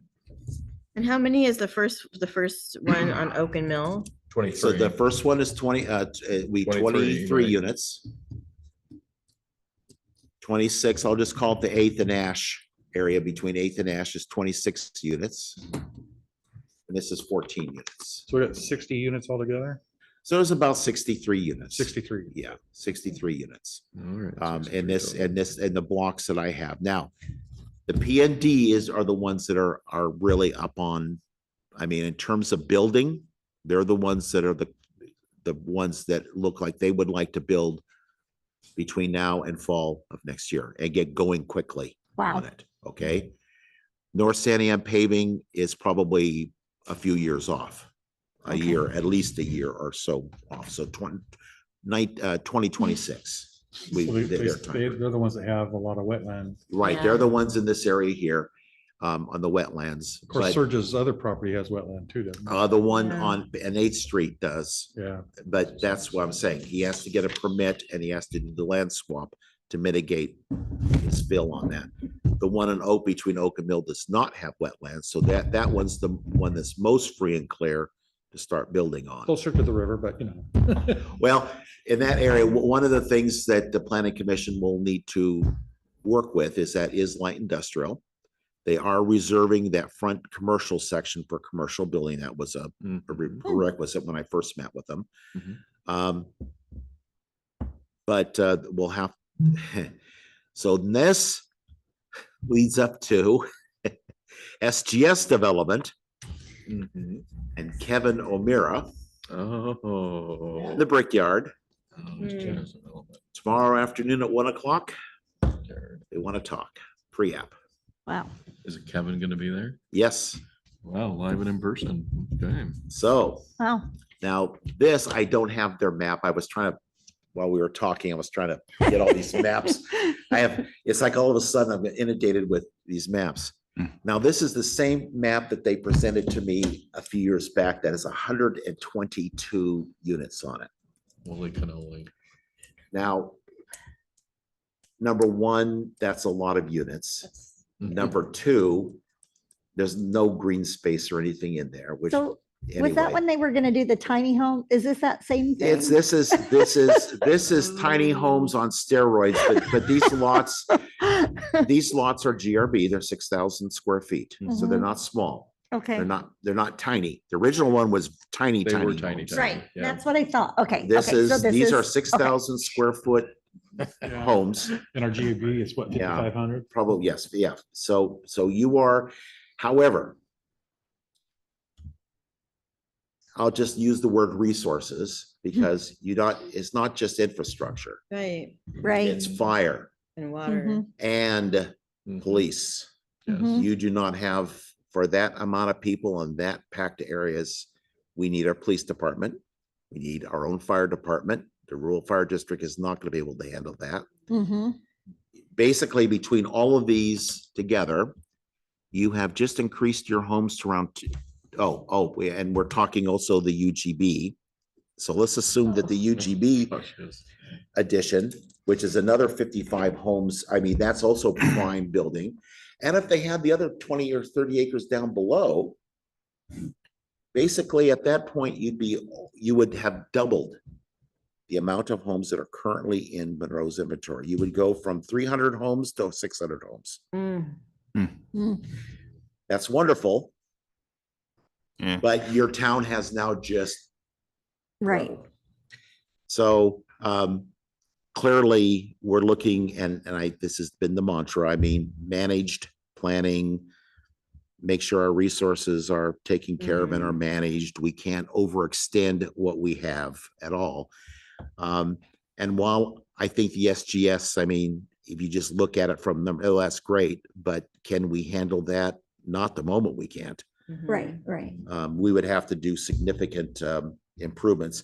I will say, though, if we just did 55 units west of Red Hills, plus what I just discussed, you are looking at about $4,809,120 in SDC fees. But you're probably looking at about $1 million additional per year in expenses for all the Right, different right. services I'm and sure everything reasonable. else. And I don't know, since a lot of this has just come to me in the last 2 weeks, I Yeah. have not done an impact analysis on it. Right. To know exactly how much additional revenue this would bring to the city in terms of property taxes and in terms of water revenue and all that, and how that would work. Except that I know at this point, the water plant would have to, Didn't need more. it would have to, you would need, An We need to overhaul. Double it. we would need to design it so that we could keep Yeah, moving yeah. it modular and Yeah. just Or keep whatever, moving yeah. it along. So that's a big consideration there. We could handle it, this amount, in terms of the lagoons if they were aerated. Mhm. Okay, Right. okay, But then we'd be at capacity. okay. The other part of this is that looking at all of this, we really at that point would run out of available inventory of land for Mhm. new homes, Yeah. which means that the comp plan really does need to be looked at every 5 years anyway. So we're probably looking at a comp plan review. I am gonna put in for a grant. I'm not on the planning commission anymore. I'm gonna put in for a grant to get a consultant.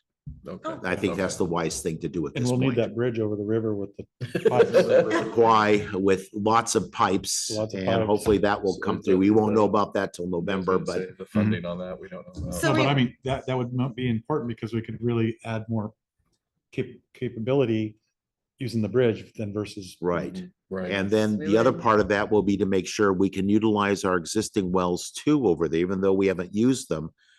with storage and a green sand filter, we could utilize that as additional water for our system, which we're required to have regardless. So I'm just bringing this up because one, I just got inundated with it, but we have discussed most of this. This is not, except for the one between the Kathy Loving property.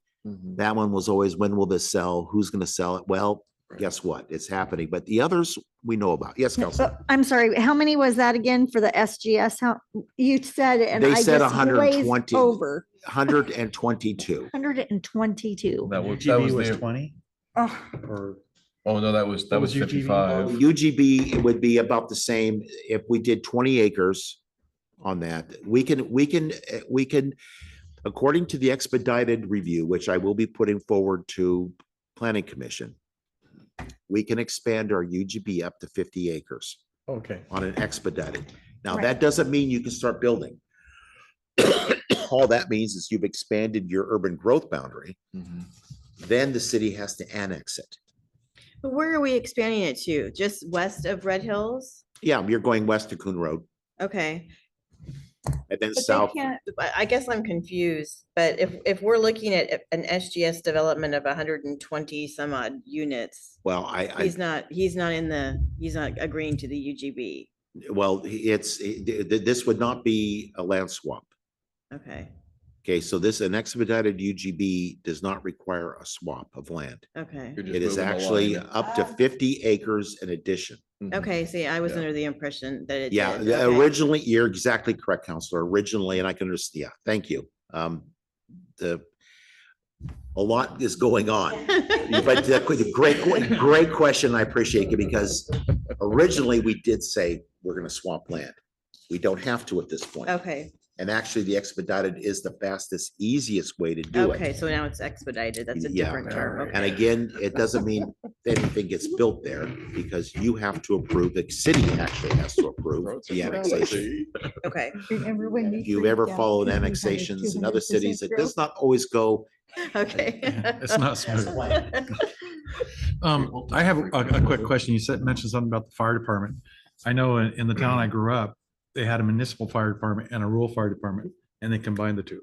That's and just preliminary, just back of the napkin discussion. Yeah. That's exactly what would happen. The city would pay for part, but they would share the same facility. Okay. Matter of fact. we combine the one we don't have actually with the one we an have. old Fire department at our disposal. There you go. Oh, Might a little you bit could of. add on? Is that what We you're could saying? actually move right down and, get rid of the old and just add the structure in there. And all of a sudden you have the land and the property and a new fire department and a police station. There you go. Yeah. And a city hall right across the street. We What used to more have could you a, ask? And then all we need is the garbage place to be able to be used for all their exercising. I've got two gentlemen who have been giving me they're now in the process of giving me a plan for how they're gonna make that work. And Oh, I've that's been trying to awesome. throw no, you have to have analysis. You have to have, what's my return on, but giving them all these different, and they're doing it. Darn it. So you might get a proposal you're talking about the transfer site. and a garbage service, Monroe Garbage Service. Oh, Oh, my goodness. oh, Steve, you've been busy. would they contract the Republic for final disposal, or how would they do that? No, each contract, yes, so I don't know who I think the county landfill, Valley Landfill, I don't think Republic owns that. I think you're right. It's It's Valley Valley Landfill Landfill. Inc. Yeah, Yeah, but to be like Junction City, that basically has a permit to dump so much refuse in that landfill. yeah, but I mean, we wouldn't have to send our trucks all the way up there. We could contract for. We could ju- we could actually have Junction City or someone else haul it up. Yep, we have the dumpsters here. They put them in the big, huge 40 All we yarders. have to do is collect it and send it And- up. Yep. So anyway, Already then. Garbage in, garbage out. Things come You by need fast. a vacation. Yeah, things come by fast and furious, and I try to slow them down, but they're doing a good job at it. So at some point, they may come with some sort of proposal. regardless, I think some of these things, if I'm looking at this from, and the planning commission from what we can do, the PNDs are probably first up, and we can handle that without too much of a problem. The North Sanding paving probably as well, because it's much easier with the infrastructure. Past that, it really does depend. At this point, we have to slow down a little bit, because it isn't just water and sewer. It's your other infrastructure, the Streets. the discussion of the Oh, town on Yeah. the feel and all that of the community. I mean, I've been listening to it, and you've all heard it. Folks came here for reasons. They're going to want to have a say in it. This would probably come up with any annexation. The UGB is the easy part, and that's no real skin off anyone's, teeth, so to speak. But annexing it would be the story to Right, that. And that's you would- different. And again, this is the managed growth process, and I know the planning commission is on board with that. So, because that's a big discussion, is how does this all work Right. Right. within the city? And then we had talked about it before and being able to have available land. So then does that force us at that point to have to move our boundaries? With this expedited UGB, the way it would be framed would be to, you would say, look, we have SGSs, and give them those plants. We have the rest of this town is being eaten up by this. If that were to occur, and it's going to happen, this UGB to these areas make a lot of sense for Monroe, because we have included the possible, at least the southern portion of that in our comp plan, in terms of connecting it to the territorial through our 6th Street old roadway Right. easement. I Right. mean, those have all been put into the comp plan, and that is part of it. So it makes a lot of sense when your DLCD is looking at these things to say, well, yeah, you guys have considered this. This is just a logical extension. Okay, good. Now, going anywhere else, I don't know where you would go. Yeah. True. We don't have our boundary up to the cemetery road, do we? It goes just up to Cemetery Road, Just up to cemetery. Road. right? Yeah, because there is some buildable land out there, And there's some buildable land to the south of territorial, south right. of our. although there's plenty of wetlands in there too. There is, and that's part of the issue. We have one person who is also looking at the Torrance's property. That's what it sits up on the hill up there. Henry's, yeah. Oh, mhm. Okay, to subdivide, but that would be, 4 or 5 properties, not a whole Right. thing. There is the old Mill Pond, wetlands area down there that Yeah. they couldn't build in, but they could use as a retention pond. So that's a possibility for that. Otherwise, you're moving out into EFU, exclusive farm county, use yeah. property, and that's not going to be easy. Yeah. So really, Go us. so this, what we have right now would basically, and I think this is probably what developers are also looking at, is that you're filling up the available land that Yeah. Monroe has available to it. Outside of that, all of a sudden, you're now looking at that little sweet spot of 1,100 people. More than that, things are gonna have to change in terms of how Oregon does its land use planning, or farmers are gonna have to, that's really what you're looking at, is other farmers saying, I'd like to sell it and do this, and Any word on the former Wilbur Ellis property? well, It's still that for was actually a note. That was. I'll just throw it in there. beyond Why this not? I do have a prospectus. I have two things going on right now. One is a gentleman and his wife who would like to build sculptures. That type of thing. He'd like to actually line the entire road between here and Corvallis with sculptures. And downtown with sculptures. I mentioned this to Torrin Nielsen, because he does sculptures. Oh. And he got really excited. And so that's one. And I also connected him with, he needs some money for this, but it involves cottage industry as well. Right. So it's not just him building things, it's also him taking some of this building area and having other people come in and build and that. So it's kind of he wants to make it a destination spot. So Mhm. I did hook him up with Mr. Stan Salat. Mhm. And so, and he did acknowledge the by way of introduction email. Mhm. So maybe something will happen there. The second one is I had a very nice conversation with a farm to market group. They're actually out of Alpine. Mhm. But they are very interested in purchasing it. That would be a good one. That'd be And great. this is produce. This is, Mhm. Oh, that would be this wonderful is to have here. produce and basically their model would be kind of it's fresh produce and farm Like a stuff. co-op or something maybe? Co-op, but like, Mhm. like a first co-op, the alternative up at Corvallis. But basically a way for people to get off they see the value of people stopping, Mhm. getting off the highway, picking up what they need before they head home. Right. And so that was one of our questions in the Economic Development Committee, was with 8,000 ADT, average daily travel through Mhm. Monroe. And I think it's more How than do we that get now. people to stop? How do you get just 10% of them to stop? We slowed them down to 25. I know, we're trying. And except on Territorial and Orchard, they actually, for the most part, do seem to. Yeah, be doing it. exactly. Or right They by the just high speed school. up on, in They front of s- Jeannie's house. They speed up right when they go by Depot Street. They just Boom. Yeah. Yeah. Down. They're right on my bumper going 25. And when I turn off, I hear this.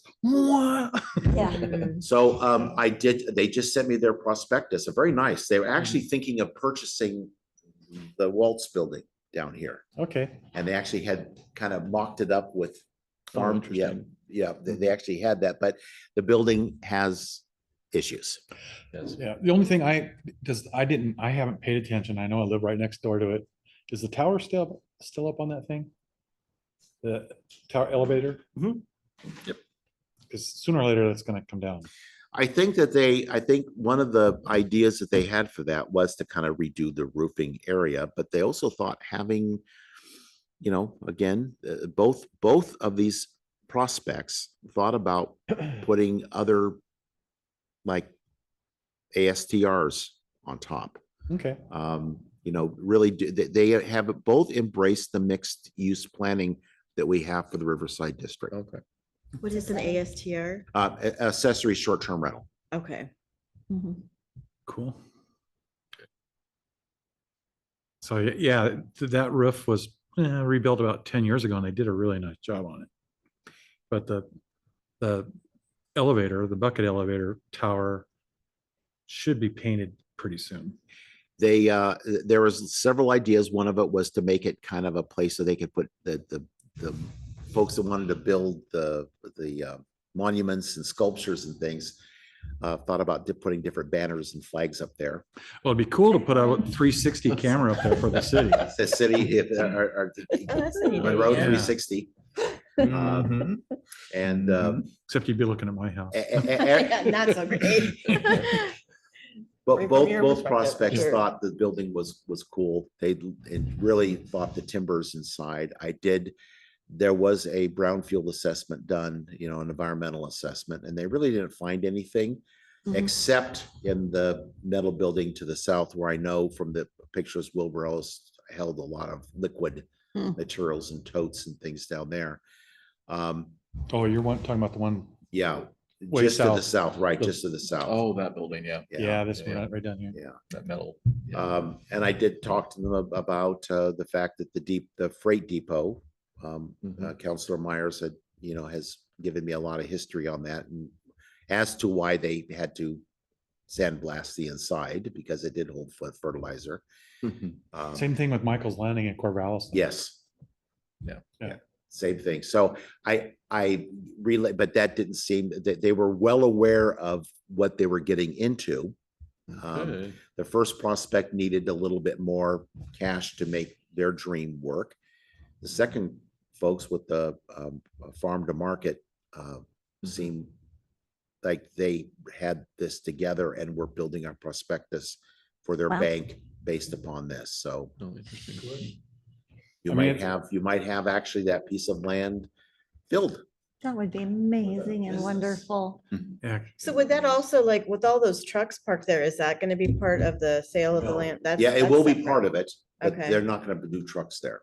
So they'll be gone. They'll be gone. They're only leasing. Oh. Leasing. Yeah. Yeah, they'll be gone and They know they have to find a new place when it sells.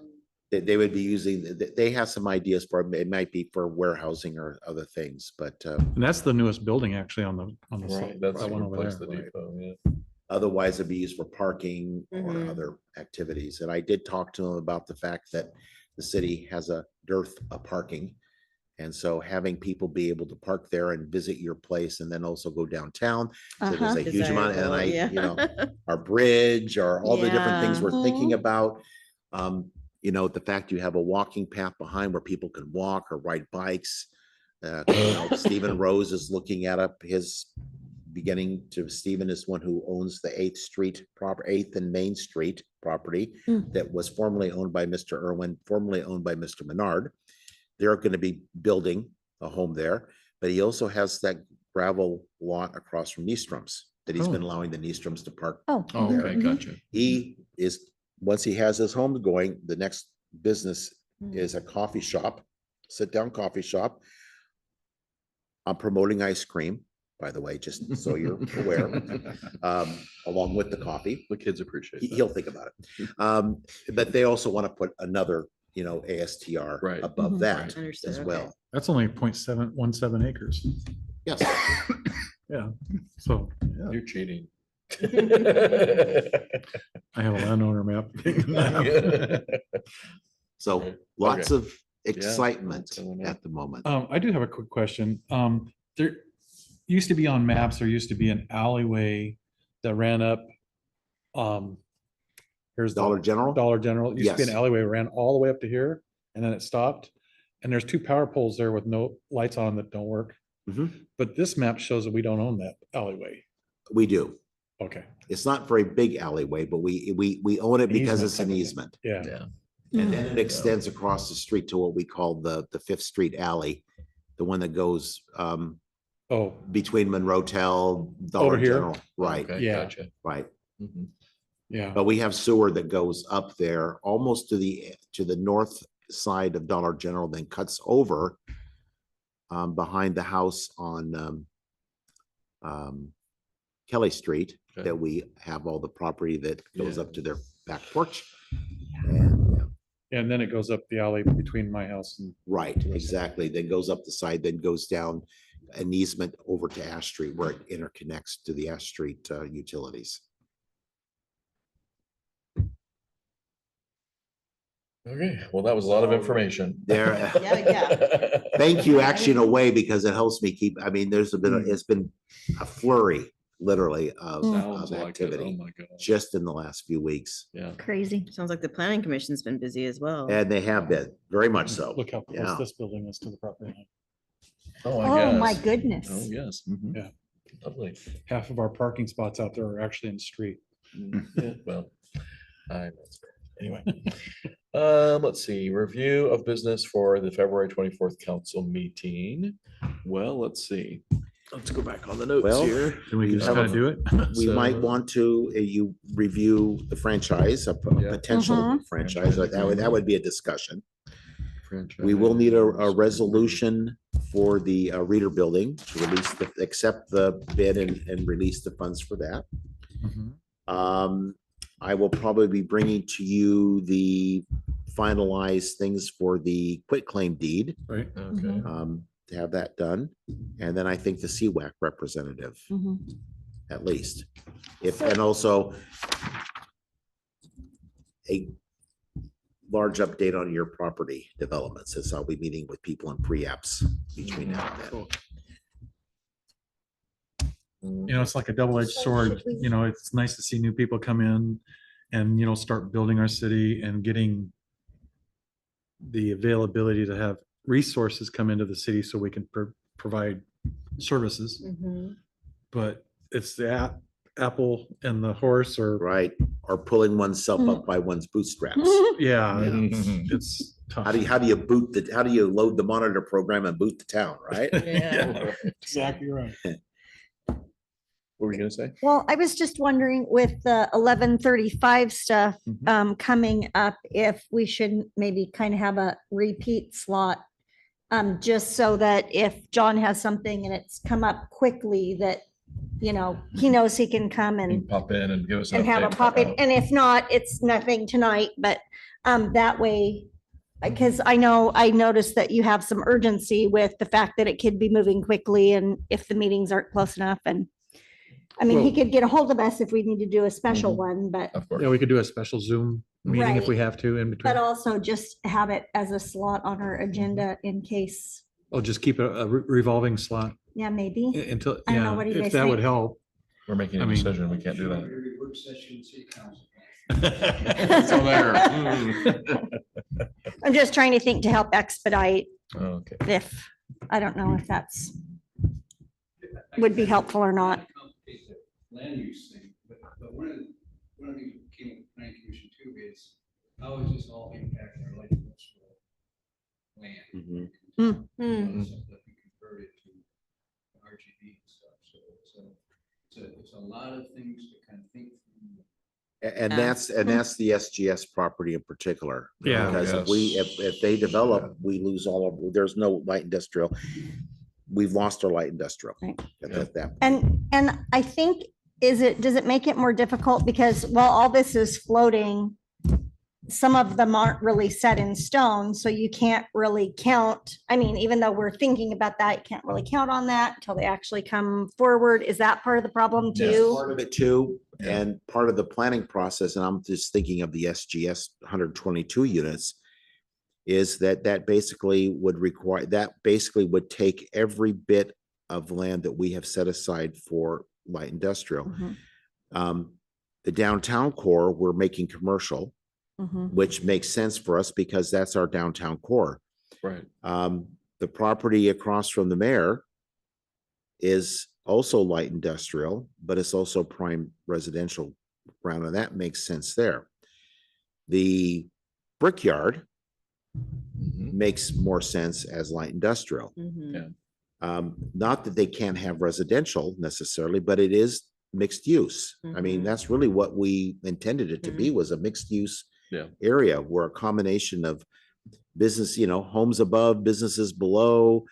It's not that you couldn't have a small community of homes there, Mhm. but you should also have open space for Mhm. park, all of that. I mean, Mm. they want to put 122 units there, but that's not sustainable for us. No. It just isn't. I mean, A lot. I just don't see, the planning commission doesn't see it. I mean, you just think about all the things that you would need. Mhm. We just don't have it. And Yeah. so what do you do? I mean, that's to Mhm. John's point, Right. you have to Mhm, think about those things. Do we have, so in the spot where you said we follow Dragon Drive down, kind of by where I am, Yes, do we have the ability to move our boundary south at all? yes, we do. Because I know, I don't know about that, because that Hairline Dubbin, they left. So that's going to be up for sale, but could that be, I mean, I just don't know how hard that is. Like, for me, it's like, could we just do that? But that, you can't just do that kind of Yeah, stuff. you actually But- can, and that would make actually a lot of sense to do that. There is a lot of property down there that is not in EFU, that is now RR2 and could be joined to the city of Monroe. Mhm. That's just about, what, 3/4 of a mile Mhm. from Hairline Dublin down, about 3/4 of a mile down Territorial on both sides. That would then also tie up on the backside of Dragon Mhm. Elementary, that property, and into that southern part of the property that the Stones would like to also Interesting. Mhm. have us expand our UGB into. Yeah, because when you said light industrial, I just thought of that space because I don't know what's going to move in there, but it's a big Right. space It would and, be very nice to be light industrial. right, down there, that so, we could make but I don't that. even know if that's an option or how that goes or. What happened whatever. is that we would need to do, once these things get in place, then start to gel. That's when you go back and do your land inventory again Mhm. through a grant, like we did back in 2017, 18, when Rick Honbaum started that process. And then that would then give you a new inventory. Mhm. The other Right. part that the planning commission also says, hey, wait a minute, you can also reevaluate your wetlands. Wetlands aren't static just because they're on the map Oh, from 10 that's years right. ago. does not mean that Sometimes they kind of move too. Or and they it's dry not- up. the criteria has changed. Well, Mhm. there's that. And you can also make other arguments like this isn't wetlands because it's wetlands because the soil is the way it is and it just sheets off the top. So Isn't that most of Monroe? yes, Yeah. it's quasi wetlands. It really Right. isn't wetlands. Right. Yeah, so that, because I know that study was done to expedite what we needed, Right. it's probably a very good time to redo that because you're at a point of this growth, what's going to happen. It's either going to happen tomorrow, it's going to happen 10 years from now, but Right. you know it's going to happen. Mhm. And Yep. now's the time to plan for it so that you can manage that growth, because that's what Agreed. everyone has said. Yeah. We want the town to retain its small town look and feel, and anything we do needs to be managed. And if necessary, we'll put moratoriums on things until we can. Mhm. That, I've heard that, I'm paraphrasing, but I've heard that Right. between this group and the planning commission, Mhm. and that makes sense.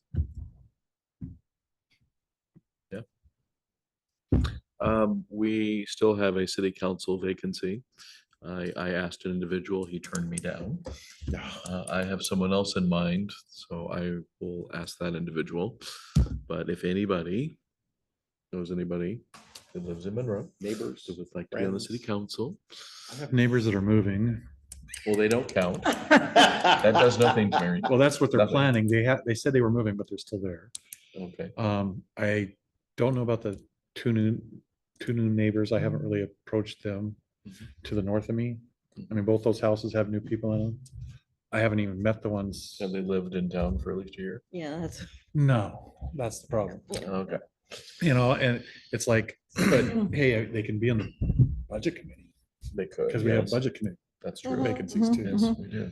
And so, Very true. and that's how I got involved, is getting on the budget committee first, and then, Yeah. then people started. And then you didn't quit, so you got sucked into the. I tried to. See this rope swing around my neck?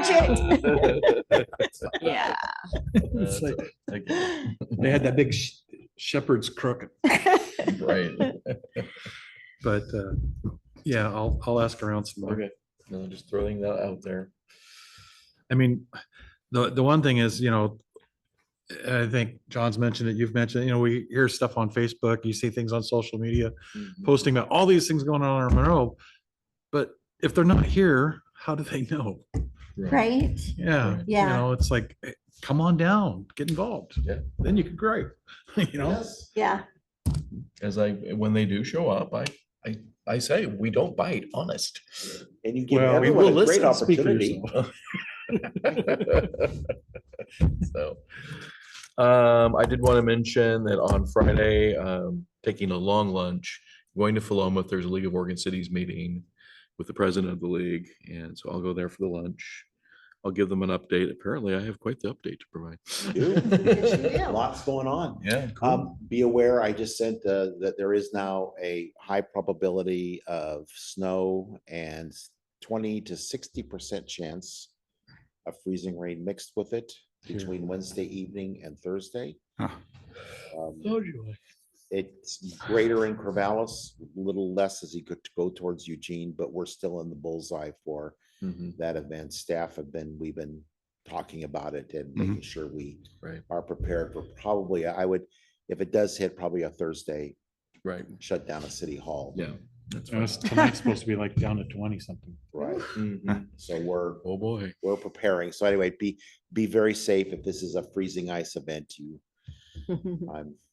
my poor wife is just, my wrist is screaming because it's got broken last year. So, It's huge delivery day for Valentine's, so that's gonna be so fun. oh my goodness Oh, gracious. right. Yeah. I'm about ready to cry. I'm like, "Woo, okay, well, we'll figure it out." Sure. Yeah. Okay, anything else anybody else wants to bring up? I have something. Go for it. So a couple of months ago, I'd put in a transfer with the post office. Mhm. These normally take years, but mine was already approved. Oh, wow. What? I mean, And then it normally can be several months before they approve it that you start, but they want me to start in just a couple of weeks. So I'll be furiously packing next week. Oh, where are you going? Ogden, Utah. what? Oh. You moving? Moving, yeah. You are. Congratulations. Thank you. No. Yeah, so it's not permanent until, City council vacancies. Well, that's congratulations. yeah, it's not like completely permanent, irreversible until after the next council meeting. So I would feel comfortable zooming into that, but That's fine. after that, I mean, although I'm not going to sell my house just yet, I don't think it's Yeah. appropriate to be living in one state and, yeah, so Well, congratulations. Congratulations. No, yay. very, very sudden, so. Yeah. No doubt. Yeah, Ogden's awesome. Yeah, I do like. I do too. Ogden's fun. That's Gateway awesome. to rock country out there, I'll tell you that. sure. Oh, beautiful, beautiful. All right. Well, congratulations. Thank you very much. Yeah, I am Congratulations. very sorry to be leaving so quickly, but they don't really give you a It's just choice. amazing, Yeah. isn't it? So, you know. Yeah, I only found out about this just a few days ago, so. Wow. Cool. All righty. Well, I also have some news and it's nothing to follow up like that. No, no, this is really city business. No. But I've just noticed that I walk my dog in the park very frequently because she is a runner and she needs to run. And that allows us some space to do that. But I've noticed that there's like dog training businesses going on there. And on Sunday, there was one where the guy was dressed up in like combat gear, tactical gear, and it was quite frightening for myself and my husband and my dog. The city did give, this is a law enforcement group, Okay, and the city did give them permission to do that. okay. So I just want that's to know do they have insurance? Are they covered? Covered by the police. Yes, this was covered 2020. Yeah. Okay.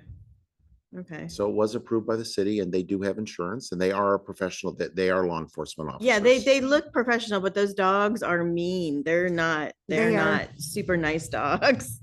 Well, they're pretty amped up when they're doing that too. It's really Yeah. hard because our whole family's law enforcement, and they'll bring the dog out and the family will put on the bite suit, and they get very amped up because that's what they're trained to do. And so they are, you don't want to go up and pet them when they're doing that at all. I mean, they're not. They're doing it in an So- odd spot. I mean, they're doing it kind of like as you walk down the path towards the water treatment center to the right Right, over that- there. that's, so that is the designated area that we Okay. asked them to be in. Okay. Yeah. Yeah, you should see them when they do it next to the hospital. Oh, yeah. Yeah, because Peace Health owns a lot of that empty land down there. And so Oh. they let them do it down there because they had trees and things to maneuver Yeah, through to to chase the maneuver. suspects. Right. and stuff. Yeah, but it can be. Well, I would Yeah. just Yeah. think it's like with baseball season or when there's kids there, that was very frightening. We didn't see them, we didn't hear them. And then when we got there, all of the dogs attacked and there was probably 10 people that were there, including the instructor. And yeah, luckily my dog was on a leash, which she is most of the time, except for when we get in the very far back. And then I do let her off, which I know is not good, but she's a runner. It's hard when they need to run.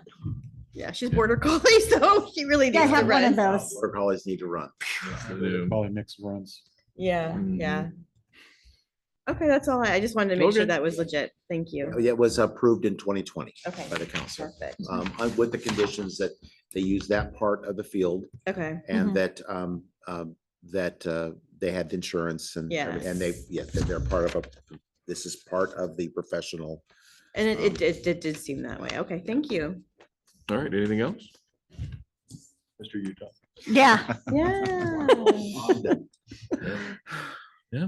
All right, well, I'm adjourning, guys. Okay. My friend's Lovely. daughter is going to be staying at my